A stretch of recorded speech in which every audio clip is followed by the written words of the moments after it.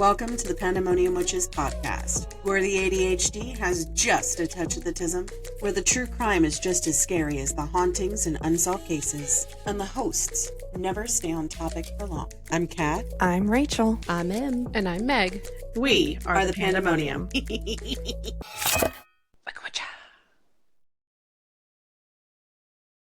Morning. Good morning. Buenos dias.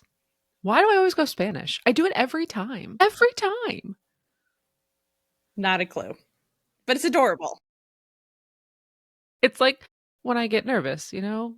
When octopi get nervous, they ink. When I get nervous, I go to Spanish. I don't know. I mean, it's better than you inking, so... Right? That would be really inconvenient. It really would be. I hate laundry. Almost as much as I hate washing dishes, but I do both. So. I still remember a guy in college that I dated way after my husband. He thought that women could control their periods on demand. And I just looked at him and I go, you think I can bleed on demand? And one of my friends literally ripped out her tampon and threw it at him. And she goes, how about this for on demand? And I was laughing so hard I snorted, and I had Dr. Pepper go up my nose, and I just started vomiting. Needless to say, man, men are stupid sometimes, but you know, I mean, like the more and more like stories I hear like that, I'm just like, what the hell? Like, if we could control that, don't you think things would be a lot easier for us? I believe those in power would be different if that is something we could control. Just a thought. Right.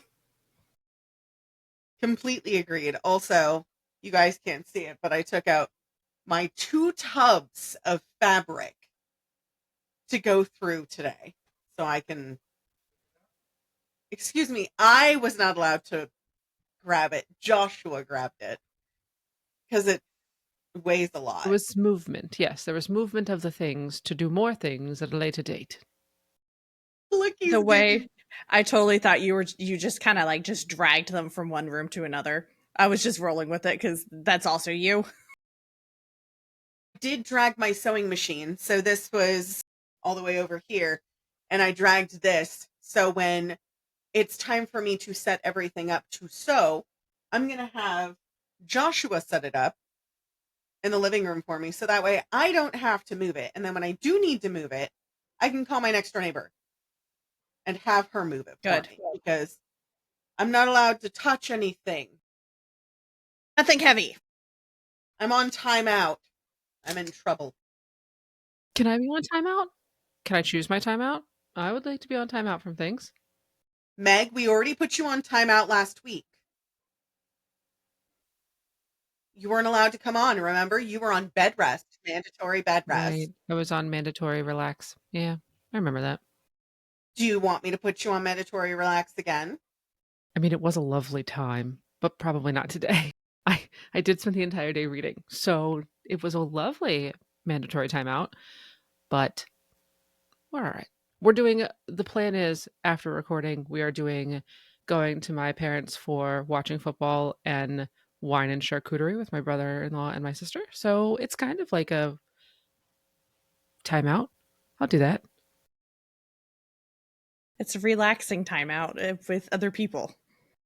Right? And it's still, okay, it's October and it is still very hot here. So we might even actually go swimming because it's like, well, why not? My parents' pool's still open. It's going to be in the 80s. So we're doing spooky and swim. I mean, it was in the hundreds here the other day. It's supposed to be in the 80s today, so it's slowly dipping. But winter is literally 2 weeks. I don't like that. But we're going to be doing family photos around Christmas time. So that'll be fun. And then I told Josh I want to take pictures with Santa every year. And he's like, I'm down. And I was like, so we're going to go take pictures again with Santa this year. Because last year I printed out a bunch, but it didn't whole debacle with it. Rachel remembers, you remember, whole thing. But I still love that mug. It's one of my favorite mugs. I finished my coffee at 6 a.m. Did you That's a inhale nervous it? start, right? It was just a straight IV. She was like, I don't have time for drinking. Just directly to the heart, please. No, I woke up at 4:45. Ridiculous. Tell your bladder to get itself together. Walnut for a bladder, okay? We But have still, tried. it usually waits at least until 5. It needs to get itself together. I'm nothing if not a timed individual, but I'm not working today. We are not I do not have a subject today. So it's between the two of y'all. So who's doing it today? I mean, we do need to do this state, so I'll go. Fabulous. I'll do a future one. I have an idea. Okay. Okay, good. All right, are we ready? We have our hydration stations and taking our meds. Yes. Good. And I did my collagen thing, which is actually super yummy. I'm telling you, we talked about it last time. This collagen mix thing that I have is delicious, and it doesn't make me want to punch holes in walls. So I feel like that's a win. What does it Great. do? It is a collagen peptide because of some of the things that I'm on. It can decrease hair and nail growth. And so this actually helps to support that, which is great. I also don't have a lot of hair anyways, obviously. But I think I've been using it, I think this is week 3, and it's been great. So I have to usually my nails just break. And right now I'm like, oh, I have to actually probably paint these claws because now they're doing something. So it's working. Send me the link. It's Will do. also great for your joints. And your girl's getting old. So, Also, I think one of us should probably message Em and tell her to take her meds and to refill her meds. perfect. Because I was like, oh, but by the time she hears this episode, it'd be She'll have too late. forgotten. So, exactly.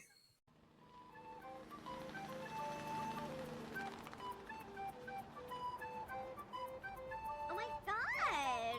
Road trip. Perfect. I'm excited to see where we're going today. I am wearing shorts, so I'm ready for a trip. A trip across the U.S. Well, considering we're going to the Midwest, you're going to need your shorts because it's going to be hot Fabulous. and dusty. Less fabulous. Because we're going to Oklahoma. Oklahoma. I have family that lives there, and my mom grew up there, and I went there for work, so I actually know some things about Oklahoma. So you probably already know all this then. God, no. I don't know anything about the actual state. No, I know the small things that I know, and that it's hot as butt in July, and that's about it. Well, I mean, everywhere was hot as butt in this last July. So, I mean. Okay, so the capital is Oklahoma City. The abbreviation is OK. The O and the K. The state flower is the Rosa Oklahoma. The state bird is the scissor-tail flycatcher. The current governor is Kevin Stitt. Kevin Yeah, Stitt. Spacey. Stitt. Stitt. He's Republican. The current population as of 2024 was 4.095 million people. That's a lot of bodies. So many bodies. In July in Oklahoma, everybody's warm. All the AC. So it is a landlocked state in the south central and southwestern region of the U.S. It borders Texas to the south and the west, Kansas to the north, Missouri to the northeast, and Arkansas to the southeast, New Mexico to the west, and Colorado to the northwest. So it very much looks like a pot because you have the handle and then you have the square part of it. It looks like a pot. It really does. I was trying to think. I was like, no, it's I know it's shaped funny, but I couldn't figure out what it looked like. So I love it. You were like, no, it's a pot. I'm like, ah, indeed, it is. It very much is. With pot with handle. Yeah. So it is the 20th most extensive and 28th most populous of the U.S. states. Residents are known as Oklahomans, though some call themselves Sooners, which was a name that was given to settlers who entered the unassigned lands illegally before the official start of the land rush of 1889. The unassigned lands were part of what they called then Indian Territory that was open to American settlement because, white government. Proclamation 288, which was opening to settlement certain lands in Indiana Territory, stated that anyone who entered and occupied the land prior to the opening time would be denied the right to claim land. So basically, these people jumped the gun and then turned around and then lied about it to try and still claim the land or tracts of land. Never ended up working out very well in their favor. But so with ancient mountain ranges, prairie, mesas, and eastern forests, most of Oklahoma lies in the Great Plains, cross timbers, and the U.S. interior highlands, which are all regions prone to severe weather. It's also known as part of Tornado Alley because of the severe weather. I was like, that one I knew. I mean, majority of people know that one. So it is a confluence of three major American cultural regions. Historically, it served as a government-sanctioned territory for the Native Americans who were moved east of the Mississippi River. There was also a route for cattle drives from Texas and for like surrounding areas, and as a destination for Southern settlers. There are currently 25 indigenous languages that are spoken in Oklahoma. According to the 2020 census, 14.2% of Oklahomans identify as Native American, which is the highest indigenous population by percentage in any state. Okay, that's cool. I like that one. I do too. I like it, but not the reasons why they have that many. Fair enough. So it's a major producer of natural gas, oil, and agricultural products. Oklahoma relies on an economic base of aviation, energy, telecommunications, and biotechnology. Oklahoma City and Tulsa serve as Oklahoma's primary economic anchors, with nearly 2/3 of the residents living within their metropolitan statistical areas. So do you know where the name Oklahoma came from? Okay, so Oklahoma comes from the Choctaw language phrase Okla, which means people, and Huma, which is translated as red.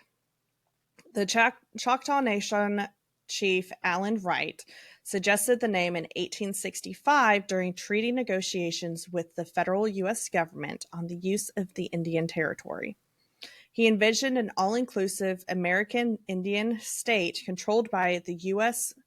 Bureau of Indian Affairs.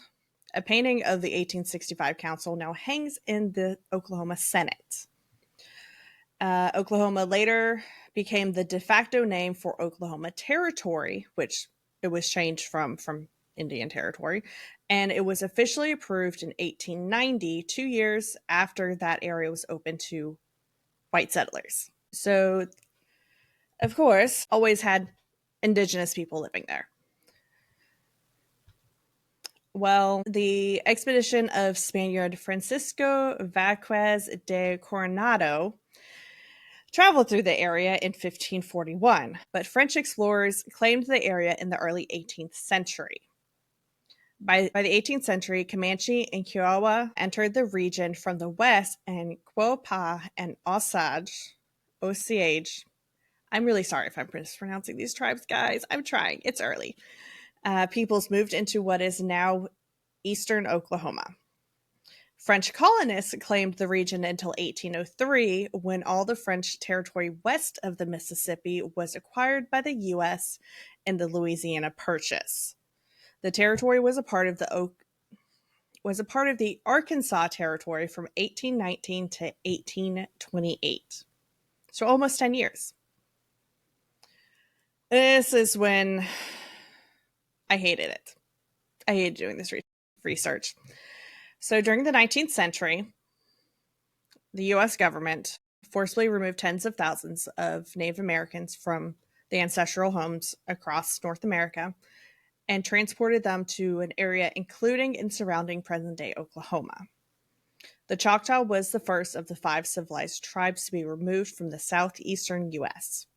The phrase Trail of Tears originated from a description of the removal of the Choctaw Nation in 1831, although the term is usually used for the Cherokee removal. 17,000 Cherokees and 2,000 of their black slaves were deported. The area already occupied by the Osage and the Quapaw tribes were called for the Choctaw Nation until revised Native American and then later American policy redefined the boundaries to include other Native Americans.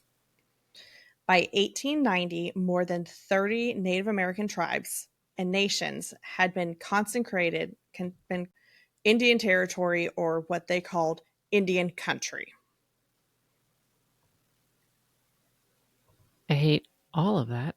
I had Ryder earlier on over the summer. They did research projects, and one of his topics was the Trail of Tears. And so that was not super easy, but also gave him a little bit of insight into what went on. So sometimes we do hard things. So all 5 civilized tribes signed treaties with the Confederate military during the American Civil War. The Cherokee Nation had an internal civil war, and slavery in Indian Territory was not abolished until 1866. So in the time period between 1866 and 1899, cattle ranches in Texas were trying to meet the demands for food in eastern cities, and railroads in Kansas promised to deliver in a timely manner. Well, the only thing between Texas and Kansas is Oklahoma. So cattle trails and cattle ranches started to develop as cowboys either drove their product north or settled illegally in the territory. In 1881, 4 of 5 major cattle trails on the western frontier traveled through the territory.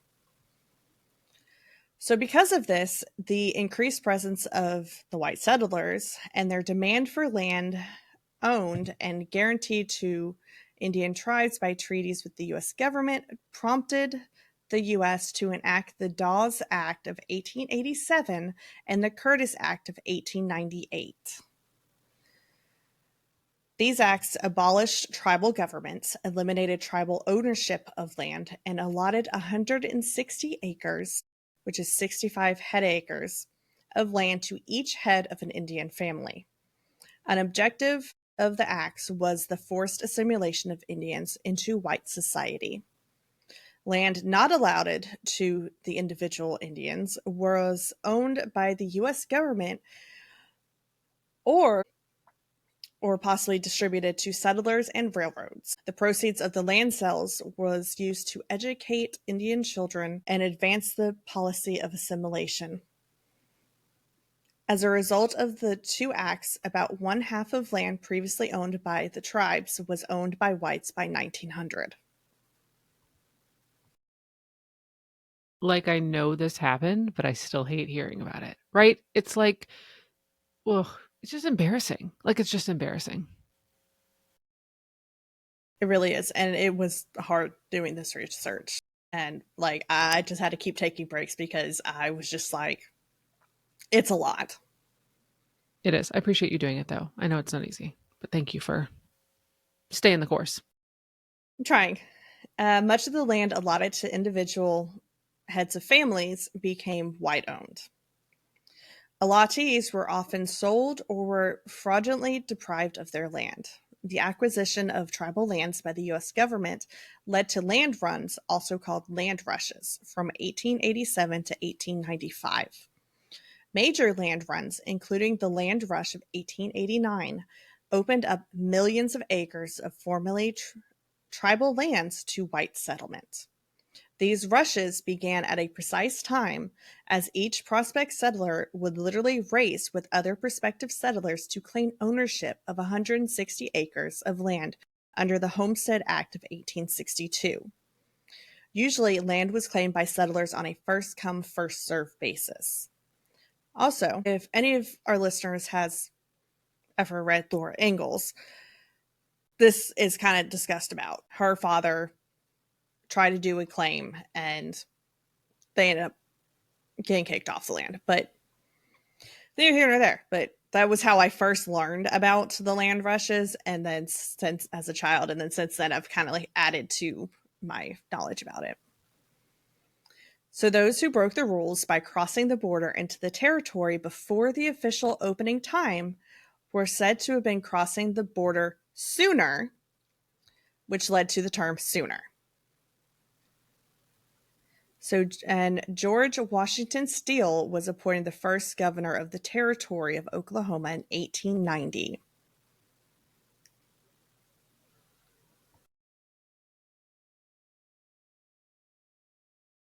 In my notes, I put in a picture of it, the breakdown of how the Indian reservations in Oklahoma prior to the Act of 1887 was, and I'll send that later. Ooh, sounds interesting. I'm glad you found it, but also like I'm not happy about learning about this, but I'm happy about learning about it, if that makes sense.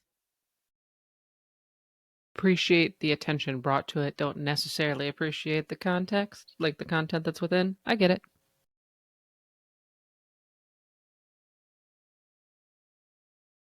My tea went down the wrong pipe. Hold on. So now we're in the 20th century. So all that happened pre-20th century. So attempts to create an all-Indian state named Oklahoma and a later attempt to create an all-Indian state named Sequona failed, but the Sequona Statehood Convention of 1905 eventually laid the groundwork for the Oklahoma Statehood Convention, which took place 2 years later. On June 16, 1906, Congress enacted a statute authorizing the people of the Oklahoma and Indian territories, as well as what would become the states of Arizona and New Mexico, to form a constitution and state government in order to be admitted as a state. November of 1907, President Teddy Roosevelt issued Presidential Proclaim number 780, establishing Oklahoma as the 46th state of the U.S. The new state became a focal point for the emerging oil industry, as discoveries of oil pools prompted towns to grow rapidly in population and wealth. Tulsa eventually became known as the oil capital of the world for most of the 20th century, and oil investments fueled much of the state's early economy. So most people know about Route 66. So in 1927, Oklahoman businessman Cyrus Avery, who became known as father of Route 66, began the campaign to create the U.S. Route 66, using a stretch of highway from Amarillo, Texas to Tulsa, Oklahoma, to form the original portion of Highway 66. Avery spearheaded the creation of the U.S. Highway 66 Association to oversee the planning of Route 66, based in his hometown of Tulsa. In late September 1918, the first cases of the Spanish flu appeared in Oklahoma. Though public health authorities statewide had some indication that the pandemic was going westward, the turmoil caused by the rapid advancement of the disease quickly overwhelmed both health workers and local governing bodies. In Oklahoma City, shortages of both supplies and personnel were mitigated, in part, by the mobilization of the American Red Cross. Rough estimates based on contemporary reports indicated that approximately 100,000 people fell ill with the flu, before the pandemic ebbed in 1919. Of those 100,000 cases, it is assumed that around 7,500 proved fatal, placing total mortality rates for the state and the area at 7.5%. Those are bigger numbers than I wanted them to be. Yeah, I know. Oklahoma also has a rich African American history. It's not the best. So many black towns founded by the freedmen of the 5 tribes during Reconstruction thrived in the early 20th century with the arrival of the black exodusters who migrated from neighboring states, especially Kansas. The politician Edward P. McCabe encouraged black settlers to come to what was then still known as Indian Territory. McCabe discussed with President Roosevelt the possibility of making Oklahoma a majority black state.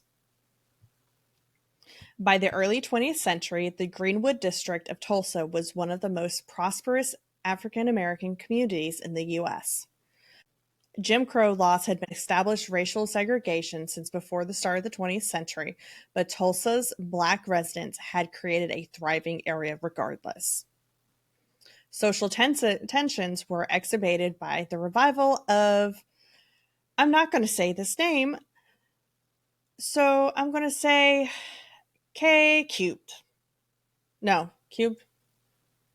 Third, cubed. After 1915. The Tulsa Race Massacre occurred in 1921, with white mobs attacking black people and carrying out a pogrom in Greenwood. In one of the costliest episodes of racist violence in American history, 16 hours of rioting resulted in the destruction of 35 city blocks, $1.8 million in property damage, which today is $32,578,592.18. All of those were not great. Holy crap, that's so much. And an estimated death toll of between 75 and 300 people. Pretty sure during that time, because that's when Miss Alice was alive. That's when her and her sister were alive. I'm pretty sure she was around for that. And I mean, if she ever pokes her ghastly little head around, I'll ask her. That's a touchy subject for her, but I do know, because that's one of the things that I deep dive on is racial history, and Rachel knows I've deep dived on it a lot because everybody's like about the vintage aesthetic that I normally wear when I'm not looking like Adam Sandler 90% of the time. And it's disgusting and it's horrible. And what people don't realize is a lot of the stuff that happened then is still going on today. And a lot of people are blind to it. And I'm going to get off that soapbox. Right. Because we can love the fashion, but not the things that happened during that time period. So during the 1930s, part of the state began to suffer from the consequences of poor farming practices because they weren't putting nutrients back into the ground, so they were just depleting it. And so nothing was starting to grow.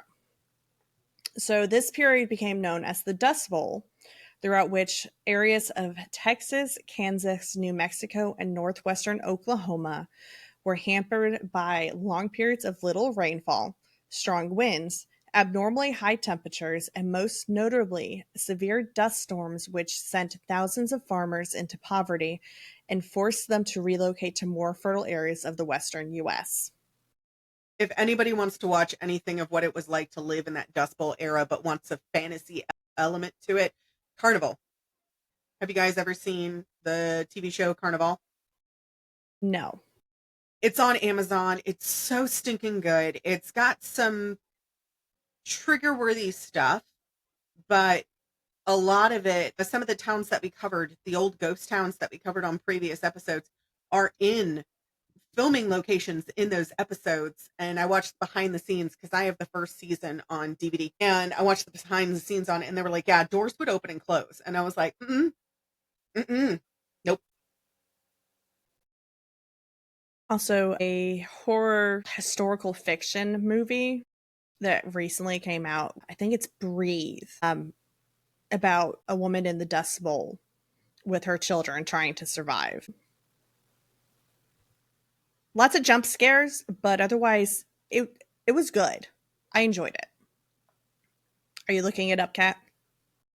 It does look like, I mean, I love the picture on the front, but I don't think that's Nope. it. No, that's not it. Put a pause right now. I'm going to go find it. that's fun. Rachel, did you find it? I did find it. It's called Hold Your Breath. Came out in 2024. It's on Hulu, Disney Plus.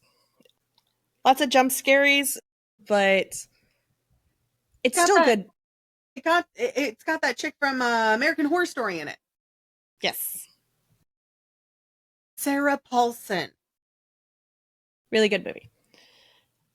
During the 20-year period ending in 1950, like I never realized that the Dust Bowl lasted that long, because it's only talked about in the 30s and that's it. Like it's always assumed, like when they're teaching about it, that it just stopped, because then they launch into World War II and then it just is never brought up again.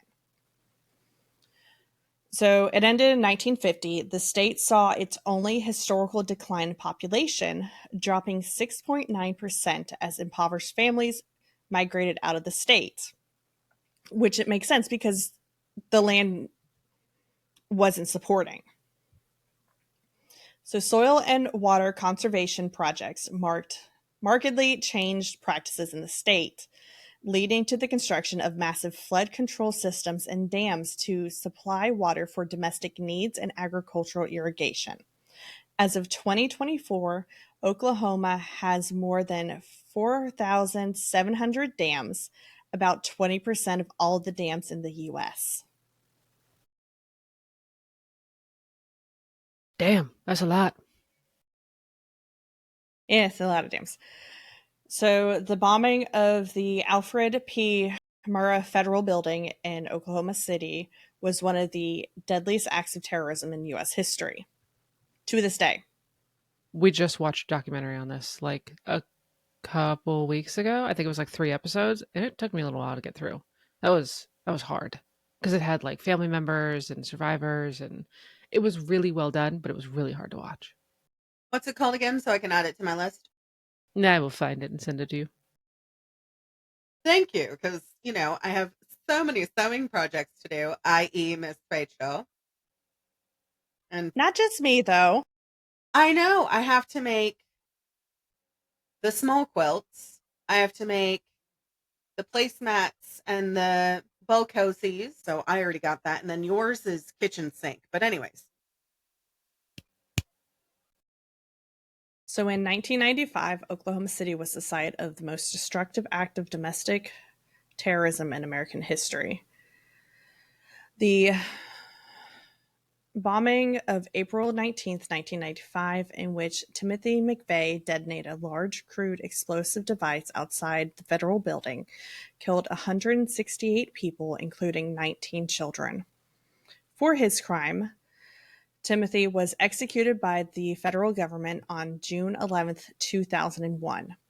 His accomplice, Terry Nichols, is serving life in prison without parole for helping plan the attack and prepare the explosives. We talked about him and Terry Nichols on the Chevy Kehoe episode for like a blip, but still, horrible man. Very much so. So on July 9th, 2020, the Supreme Court of the U.S. determined in McGirt versus Oklahoma that the reservations of the 5 tribes comprising much of eastern Oklahoma were never disestablished by Congress and thus are still Indian country for purposes of criminal law. Further decisions by the Oklahoma Court of Criminal Appeals also found that the Quapaw Nation, the Ottawa Tribe, the Peoria Tribe, and Miami Tribe also had existing reservations. The Osage Nation, I know I've pronounced it 3 different times. One of them is bound to be right. Right, is awaiting for a possible appellate decision after a district judge had ruled that the reservation was disestablished. So the Cherokee Nation had implemented a 10-year plan in 2005 that involved growing new speakers of the Cherokee language from childhood, as well as speaking it exclusively at home. Because from the time that they got shoved out there up until probably, honestly, the 90s, they could not speak their language. So a lot of it was lost. And so I'm excited that they're bringing it back. And so that way future generations have it. So the plan was part of an ambitious goal that in 50 years would have at least 80% of their people fluent, which is awesome. That's really cool.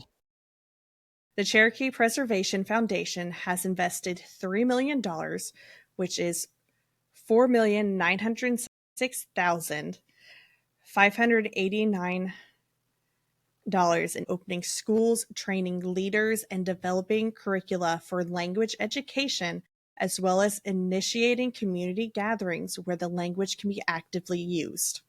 A Cherokee language immersion school in Tahlequah, Oklahoma educates students from preschool through 8th grade. Of that, can we just have a moment for that? Because we love a good budget for education. Let's not talk about the states as far as education on the rating scale. Anyways, keep going. But the fact like that's putting back into their culture and their community and everything. I love it. So because many American Indians, Native Americans, were forced to move to Indian territory, with the American settlement within North America had increased, Oklahoma has many logistic diversities. Mary Lynn, who is an associate professor of anthropology at the University of Oklahoma and associate curator of Native American languages at the Sam Noble Museum, notes that Oklahoma has high levels of language endangerment. 67 Native American tribes and bands are represented in Oklahoma, including 38 federally recognized tribes who are headquartered and have tribal jurisdiction areas or Indian reservations in the state. Native American tribes, Western ranchers, Southern settlers, and Eastern oil barons have shaped the state's cultural predisposition, and its largest cities have been named among the most underrated cultural destinations in the U.S. So, are we now ready for a little spooky stuff? I went easier on y'all this time than Indiana. I feel like that was a little bit spooky in a different way. Like that was more terror than spooky, but I can do things that go bump in the night now. Sometimes during the day. Well, the first one is Beaver Dunes Park, which is located in the Panhandle section, the Pothandle. For those that are listening, it's the Pothandle of the state. Very helpful, actually. Right. The park covers over 300 acres of sand hills known as No Man's Land. There was a YouTube documentary that explored Oklahoma's ghostly locales, which it was featured in, and it is also listed among weird and haunted places in the state. There is a portion of the park that is named the Shaman's Portal, where legends regarding strange occurrences happen going back to the Spanish explorers, which was in 1541. So weird shit's been happening in that area for centuries. This is like a legit haunting. Like we're going back, taking it OG. So Native Americans tried to warn the Spanish explorers, specifically Coronado, about staying away from the dunes. Don't go there. Nothing good comes of it. But he didn't listen, of course, because white man. because there was reasons why they didn't go to that area. His journal cites 3 of his men disappeared into flashes of green light while exploring that area. There is a separate legend about the area being a UFO crash site, and that government men in black will invest, like, if you post anything about it, that they will come and collect any evidence that you have and make you forget about it all. Wait a minute. Does this mean we're going to get raided? I like to see them try, but okay. That would be a waste of funds. They would have to be able to find my house, okay? The mailman can't even find my house. What you mean? It's true. I have put the right address on her package 4 times, and they have changed her address. And it goes to the neighbor's house, which is what, like a mile and a half away or something like that? No, it's like a city block away. A mile and a half, okay? I'm from California. City block is a mile and a half. So you're safe. Y'all just come hang out with me. It'd be fine. If I could find my way there. I'll drop a pin. It'd be fine. You I'll light a flare, something. significantly overestimate my ability to traverse places. All right. I need a good Wi-Fi signal or a good internet signal and a Waze that's yelling at me to make it to both places. And I live here. That's valid. So this location has also been compared to the Bermuda Triangle. Coronado, of course, called this area the work of the devil because, of course, it was. Because everything that was unexplained was the work of the devil. I went, insert eye roll into my notes. It gets a lot of credit, honestly. But basically, people go missing there. Be careful. It is a park that you can go, like, ride 4-wheelers and stuff in. But yeah, no, guys, be careful. Lots of sandhills. So the next on our list is Kane's Ballroom. No.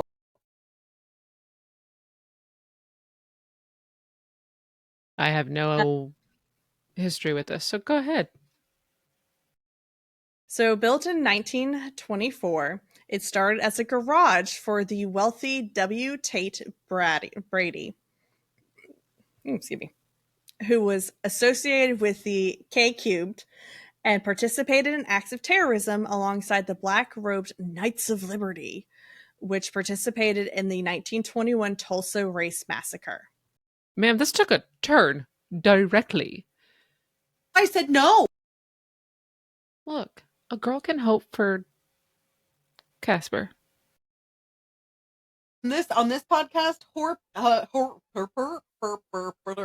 hope is made out of horseshoes and hand grenades, Meg. You should know that by now. It's about close to kids with it. I know, but I always just that wee tiny bit. So in the late 1920s, Brady's fortune shrank, and then his son died in an auto accident, almost like he was cursed or something. I don't know. He then committed suicide in 1925, and then his garage was turned into a music venue called the Louvre Ballroom. Bought by Madison Daddy Kane in 1930, Ew. the ballroom became Kane's Dance Academy.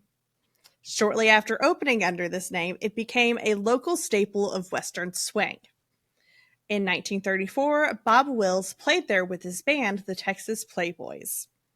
Soon after this, his music style took off, and he played daily shows at Kane's that would be broadcasted on the local radio stations. The venue then became known as the home of Bob Wills. In the 1940s, his regular performances ended, but the venue remained well regarded in Tulsa as the Carnegie Hall of Western Swing. Not Carnegie. It's not Carnage. It's Carnegie. Carnegie. Carnegie. Carnage seems right. Yeah, very much carnage. By the 1960s, the old music styles were falling out of public interest in place for rock and roll, because of course. Until the 70s, several owners tried to repopularize the dance hall. New ownership then changed the name to Kane's Ballroom. And this is where it gets a little haunted.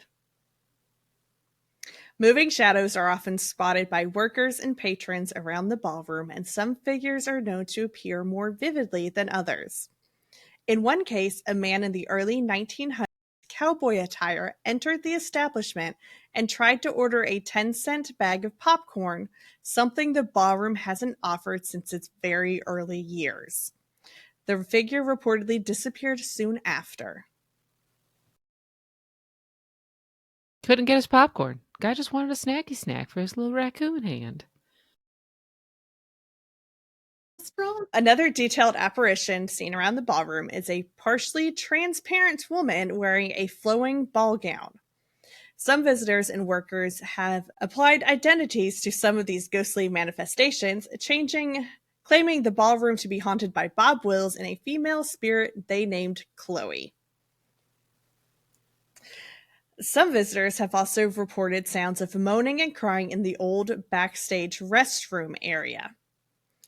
Past investigations that have been performed at the ballroom have frequently resulted in potential EVPs being collected as well. Disembodied voices and other strange sounds are often heard during quiet moments around the ballroom. Along with strange voices, phantom giggling has also been reported. For me, no thank you. I don't need no phantom and giggling. No, don't giggle. Especially if you're like an adult. Giggling adults are weird. I don't know. Like disembodied giggling adults. No, thank you. Right. So, visitors who take photos in the building often report strange and unexplainable anomalies appearing in their photos that some have called paranormal manifestations. And some past investigators have made note of strange EMF readings in the building as well. But this has been attributed to old and unshielded wiring systems in certain areas, which is possible, but also at the same time might not be. We don't know. So next up is, I did not do a deep dive on this whatsoever because it is the scene of a murder. So not really going to go too much into it. If our listeners want us to deep dive into that, we will. But it is Camp Scott, which was a Girl Scout camp. Yeah, so I told Rachel not to do research on this one as we were all Girl Scouts. This is something that has been discussed previously. We're not going to cover it, not out of disrespect, but out of respect. We're not going to cover it unless we get more than one person requesting us to do it, in which case, yes, we will cover it, but it is not a topic we wish to discuss. Exactly. But yeah, so it's located in Locust Grove in Oklahoma, and it was the scene of a 1977 child murder. Because, yeah. Moving on. Cherokee Strip Museum. It has it looks kind of interesting, but I know because it has a bunch of dead people stuff that's why it's haunted. Are you thinking what I'm thinking? Yes, but I would like to get more details before I allow that thought to make itself fully realized in my brain. Okay, she's ready now. As ready as she's going to be. I was like, I'm just going to wait. So it has a blacksmith shop, a one-room schoolhouse, and wagons, and they have discussions about the settlers along the Cherokee Strip. So the museum complex sits on about 5 acres and includes the museum, the shop, a large implement building, and the original one-room schoolhouse. The exhibits that they have portray life from the opening of the Cherokee Strip in 1893 to the 1930s. So lots of dead people stuff.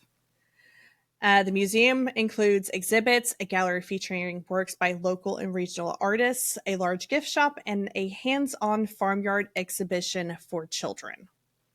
Which was kind of cool because that way the kids can learn history and be hands-on about it. So the blacksmith shop consists of a display area, a demonstration place, and restrooms because everybody has to have restrooms. The implement building contains farming implements and tools that would have been used during the late 18th century and early 20th century. Outdoor exhibits include a jail cell, an antique threshing machine, antique sorghum mill, and a flying Jenny merry-go-round for the kids. You said threshing, and my brain immediately went to my reading, and I was like, that's dragons? That's not what you meant. It's fine. I'm back now. Spelled similar, but two different definitions. Yeah, definitely. Okay, so far this sounds educational and all right. I know there's a butt coming. There's always a but with y'all. Listen, it's Sir Mix-a-Lot's show as far as I'm concerned. So in my notes it said, because it has dead people belongings, there are going to be activities around the items. This museum once operated as a hospital and is believed to be haunted, especially on the 2 upper floors. The ghostly activity has also shifted to the lower floor of the museum, and ghostly voices have been heard, along with the feeling of cold spots and a piano in the reception area that plays on its own. Of course, the piano plays by itself. Why wouldn't it? And also, I think it's very interesting that they were like, we had the 2 upper floors of haunty things, but you know what? That first floor could really use some zhuzhing up from our ghostly encounter, so we will also move down there. We've taken over this whole place. It's ours now. Along with all these things, strange lights have been spotted and ghostly apparitions have been seen. Because, of course, The strange they're light tied eye to their roll. items. Right, and the fact that it was like strange lights, I'm like, of course it's strange lights. Like, I'm not even phased by that anymore. You good, Cat? I rolled so hard that my lower lashes down here went inward. See, I'm telling you. Well, don't be doing that. I'm trying to, Rachel. So next up is the Constantine Theater, which is a historic venue built in the early 20th century, and it has served the community through performances and film screenings and underwent a major restoration effort in the 80s. The theater continues to play a role in the local cultural life. It opened informally in 1914 with a silent film screening of Neptune's Daughter, which starred Annette Killerman with the admission price of 25 cents, which nowadays is $8.10. I'm like, All right. Still affordable. I wish it was 25 cents, but Right, yes. love a good quarter thing. We do dollar movies here in the summer. There's a theater that does dollar Tuesdays for kids, which we love. Love that.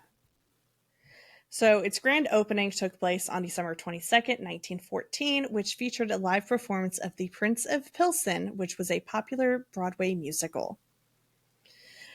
The opening included formal attendance and community participation, which reflected the theater's early prominence. By 1926, the theater transitioned to film and was renamed the Kahinka Movie Theater as cinema was starting to become more popular. Because, of course, because technology was moving forward. Ownership changed several times, and many original design features were altered or removed. The theater remained in operation as their last indoor movie house until it closed in 1974 due to declining attendance and financial difficulties, which makes sense. It then sat vacant for a decade during a broader period of economic decline in the area. In 1984, local residents formed the Pawhuska Downtown Revitalization and Preservation Association to restore the deteriorated theater. The project aimed to return the building to its historical appearance and qualify it for the National Register of Historic Places, which was achieved in 1986. So it took them 2 years to completely restore it, which is awesome. It takes a long time because I lived in California, so I lived like down the block from a row of painted ladies in San Francisco and a row of painted ladies in San Jose, and it takes decades to be able to get approved for even consideration for the National Registrar of Historic Places. And I was doing which research was I doing? I was doing it on something, and I remember looking at it. I was like, "Oh, it only took them like 3 years," and I was like, "That's." And then I thought about the square footage, and I was like, "How many people did they have working on that? Because that's a big Several house. teams. Right?" But also, I think back like in the 80s, it probably took less time to get the approval and qualify it and everything. But still, like, it took them 2 years to get the building to qualify. Like, Code, right? Because they also had to do that. You have to think like qualifications now for permits and for all the contractors and everything are much more stringent. Remember my grandfather's house? I don't think you were part of that conversation, Meg. My grandfather built his house from the ground up.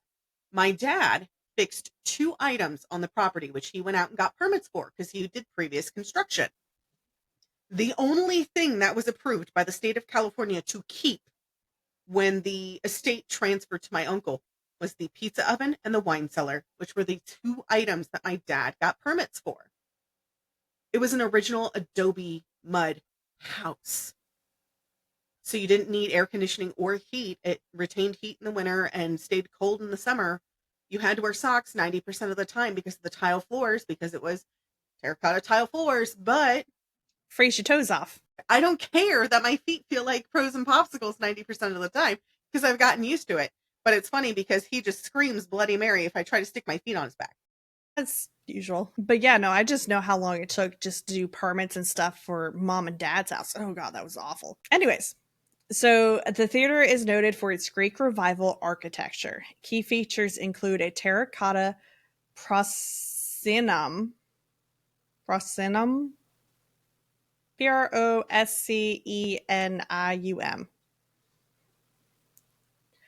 pressed tin ceiling, and original color palettes uncovered during restoration. Handcrafted theatrical masks were added to the exterior in the 1980s. Interior finishes such as brick, red, and gold accents were chosen to reflect the building's early 20th century design. Love it. Did you find it? I did the motion for you to respell it, but you didn't see me. Oopsie, sorry. Proscenium. Sorry. IUM. Proscenium. That word. So it's rumored to be haunted, with many stories of paranormal activity, particularly since the 86 renovation, because of course they were stirring stuff up. Whenever we touch things, people get mad, and it's usually in the basement. Somebody's down there whacking, tools into whatever air conditioning system they have, and then they're like weirdly whispering in the eaves because somebody forgot to leave the ghost light on. Look, we've been here. So reported incidents include unexplained footsteps, sounds of people in empty rooms, and apparitions. Some researchers have documented the presence of a spirit, and some people have reported feeling a presence or seeing a woman on the balcony. I do have to say, so far, Meg and I's not favorite thing has not been spoken, knocking on wood, which is the touching. So I'm really grateful for that. They're just doing the whisper. We can handle that. Because I can leave the area of the whisper. If you're touching me, then I don't know where you are, and you might follow me and continue to touch me. Don't do that. That's valid. So witnesses have reported hearing footsteps on the stage and sounds of people moving through doors in the empty building. Others have claimed to see the ghostly woman on the balcony, noting that her appearance was so distinct that the buttons on her dress were visible. So very... Oh, I love that. Very prominent. I like that a lot because she was like, you know what? I am so proud of this outfit. We're going to put the extra energy forward to make sure you see all of my accoutrement. So I'm with it, right? She's like, I dressed with purpose. I wanted everybody to see this dress. Right? Do you know how much I had to do to get these buttons on here? We are making sure you can see them. Please note none of them are missing. Thank you. So paranormal research groups have reportedly studied the building and have confirmed the presence of a spiritual entity. Well, no shit. If they can see the buttons on her dress and she's there. We're naming her Martha. And she's like, I have a name. Thank you. I have buttons and a name. They should name her like Lady Button or something. Patrons and staff have claimed to have felt a presence, with some researchers noting that women are often the first to experience a sense that something is there. Local legend claims the theater is haunted by Sappho Constantine Brown, who was the daughter of the original owner. Reports of her ghost appearing backstage have become part of community folklore and were featured in a 1987 Tulsa World article. So not Martha, but I like her name anyways. Next up is called Dead Woman's Crossing. Why? No. Because white people lack the imagination of naming things.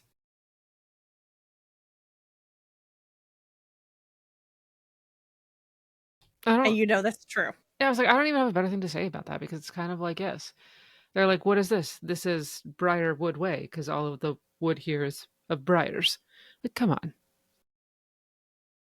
Very lack of imagination. Right? Dead lady. Like, come on. So it's in Custer County and is known as Dead Woman's Crossing or Dead Woman Crossing. It's in an unincorporated community on Deer Creek, northeast of Weatherford in Custer County, at an elevation of 1,509 feet, which is 460 meters. The community takes its name from the unsolved murder of a local woman. Are you ready for it?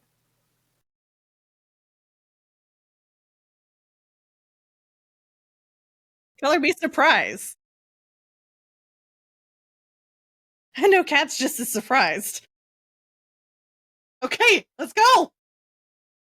So on July 6, 1905, a school teacher named Katie DeWitt James filed for divorce from her husband.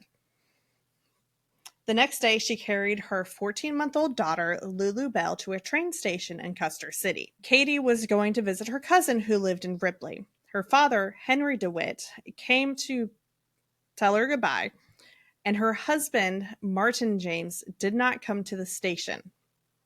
Which makes sense because she's filing for divorce, but whatever. Very cute. So a few weeks later, Henry became concerned that he hadn't heard from Katie.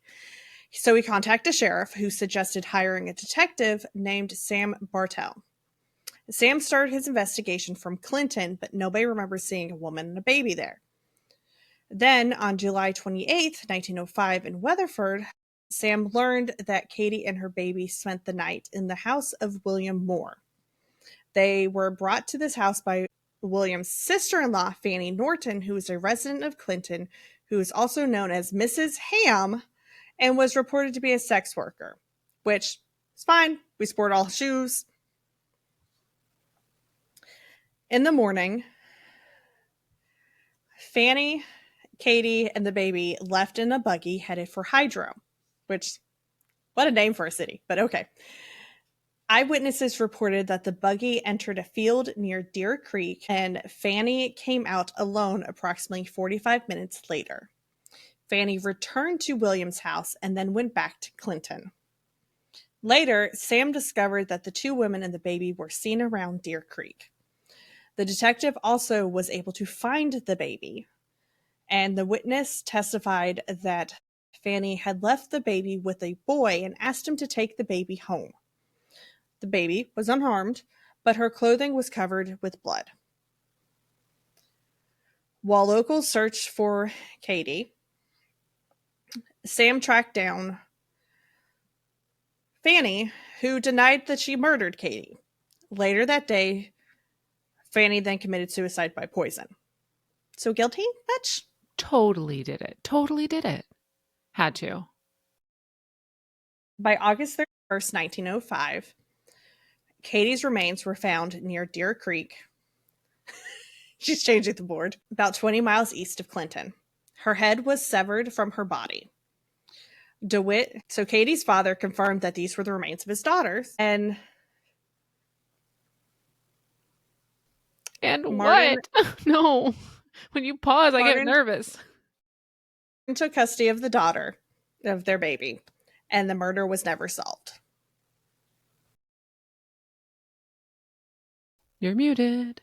You're muted. Meg, I heard you all the way over by the arsenic board. It's because I can project. Use my diaphragm. It's a skill. But also, she was found without a head? No, they found her head. It was just separated.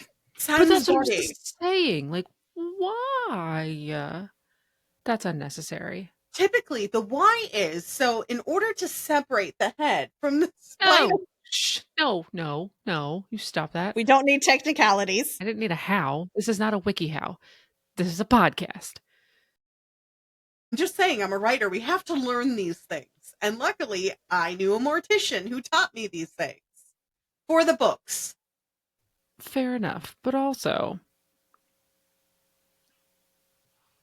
I hate the story because of what happened, but I'm really hoping that she's just haunting this space to hopefully, like, that she's just pulling Fanny in with her and she's like, we're going to stay here forever because of what you did. You and I Agreed. here together forever. You're going to stay here in this field because you're a brat. And you removed my head, which, hello, necessary for life. I couldn't find out anything about if she actually haunted the space or not, but that's just the fact that it's an unsolved murder that the town named itself for. I do hate that because she's very much like, look, I'm getting out from under this dude. We're no longer of the married way, taking my kid, going to see my cousin. But also, I don't know how far away the cousin was, right? Why did the cousin not call dad and be like, hi, she never showed? Like, don't pigeons exist? Send a letter. It was 1905, so I mean, Pigeons exist? Send a letter. You got a horse? Somebody's coming in the telegrams, buggy? something. Anything. Like, hey, our girl, Katie, didn't show. Waiting on her, was really excited to see the baby. Bought a couple new little wooden toys. Whittled a horse. Not here. Where is she? Annoyed. But I feel for Katie. I feel bad for her. Right, me too. So next up is the historic Fort Reno. It's located in El Reno because real original of names. It was named for General Jesse L. Reno, who died at the Battle of South Mountain in the American Civil War. It was a former U.S. Army cavalry post west of the town of El Reno. So it began as a temporary camp in July of 1874 near the Darlington Agency, which needed protection from a Native American uprising that eventually led to the Red River War.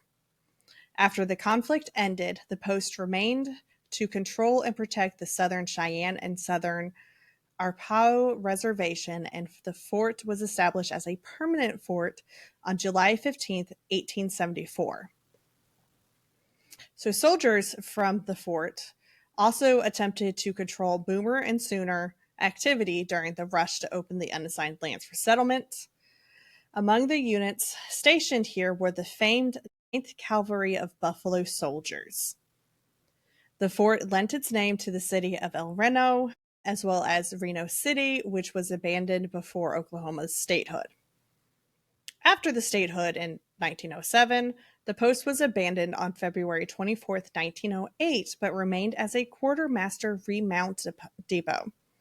During World War II, German and Italian prisoners of war were housed on the grounds. The fort's chapel was built by members of the Afrika Korps, which was the German troops that were the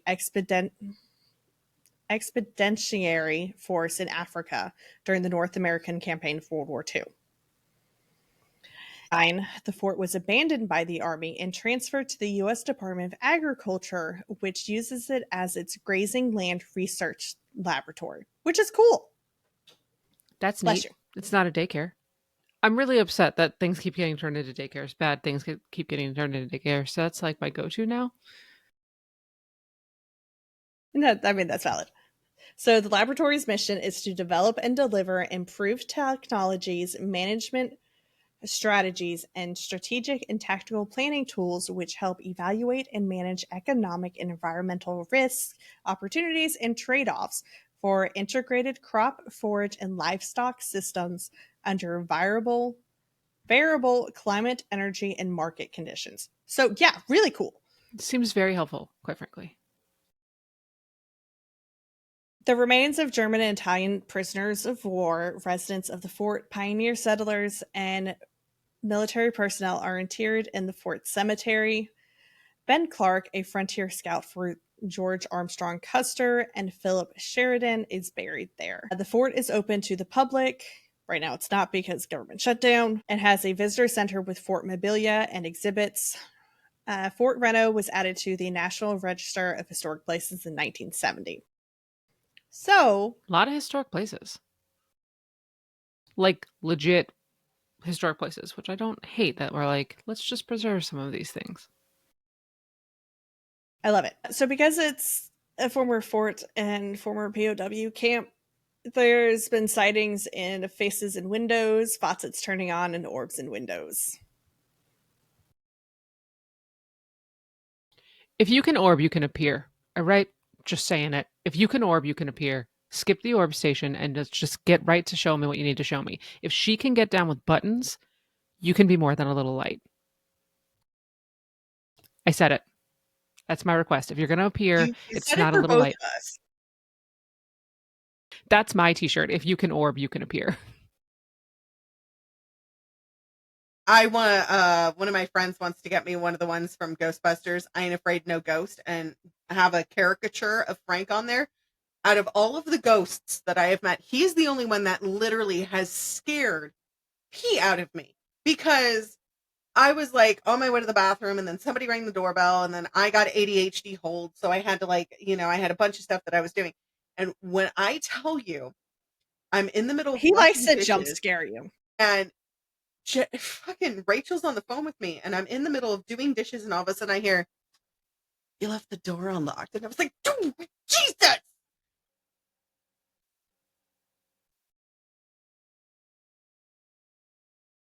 He does try to be helpful, but he also gets such a large kick out of jump scaring her all the time. That's why I can't come visit, because he'd be like, we have a screamer. Watch.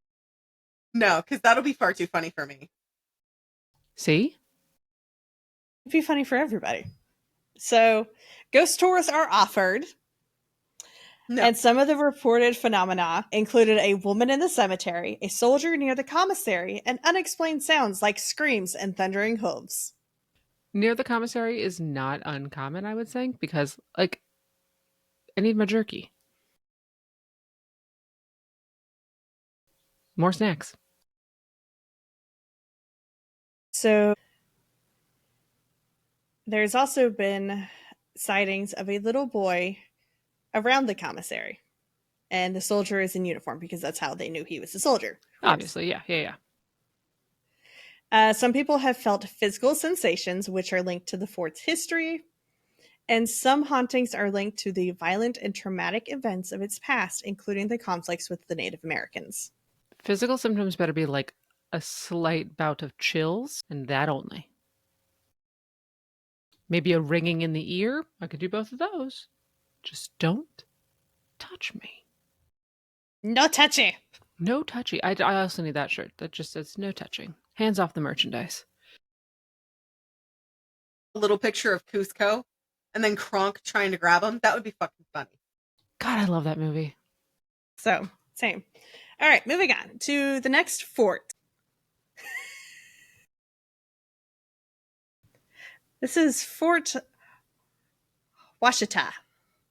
Wait.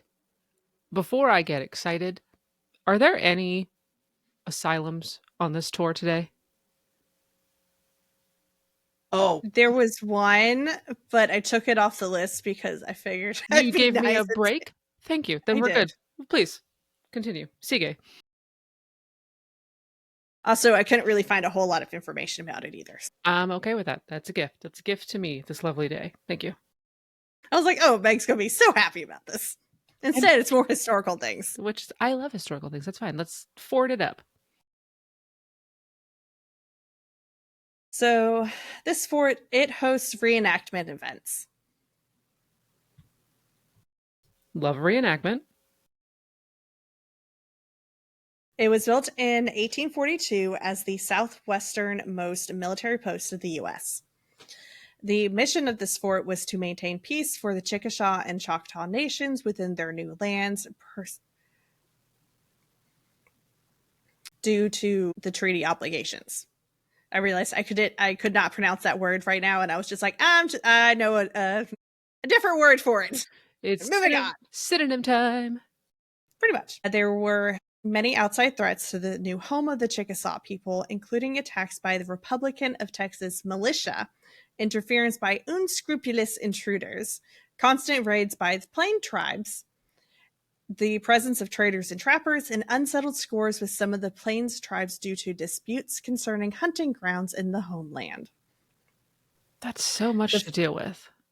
Like, right? we're just trying Hence to live why they life. needed a fort. Right, we're just trying to live life. Can you just leave us alone, please? Quit taking our stuff. Let us have our pelts. Get. Like, we just got shoved here. Like, can we just get settled and just try to assimilate a new normal? Right, can you let me unpack? Thank you. The fort was operated as a military post until the start of the Civil War in 1861. It was then occupied by Confederate troops through 1865. The fort was almost entirely destroyed by fires that the Confederates set as they fled at the end of the Civil War. Because if we can't have it, nobody can. And y'all aren't really good at containing fires anyway, so must we set them? Right. So after the war, the fort was granted to the Chickasaw Nation, and later the Dawes Commission allotted the fort and surrounding lands to the Charles and Abby Davis Colbert family. The Oklahoma Historical Society acquired the fort in 1962 and restored it to a historical site and museum. In 2016, the Chickasaw Nation partnered with the Oklahoma Historical Society to assume responsibility and management of the fort.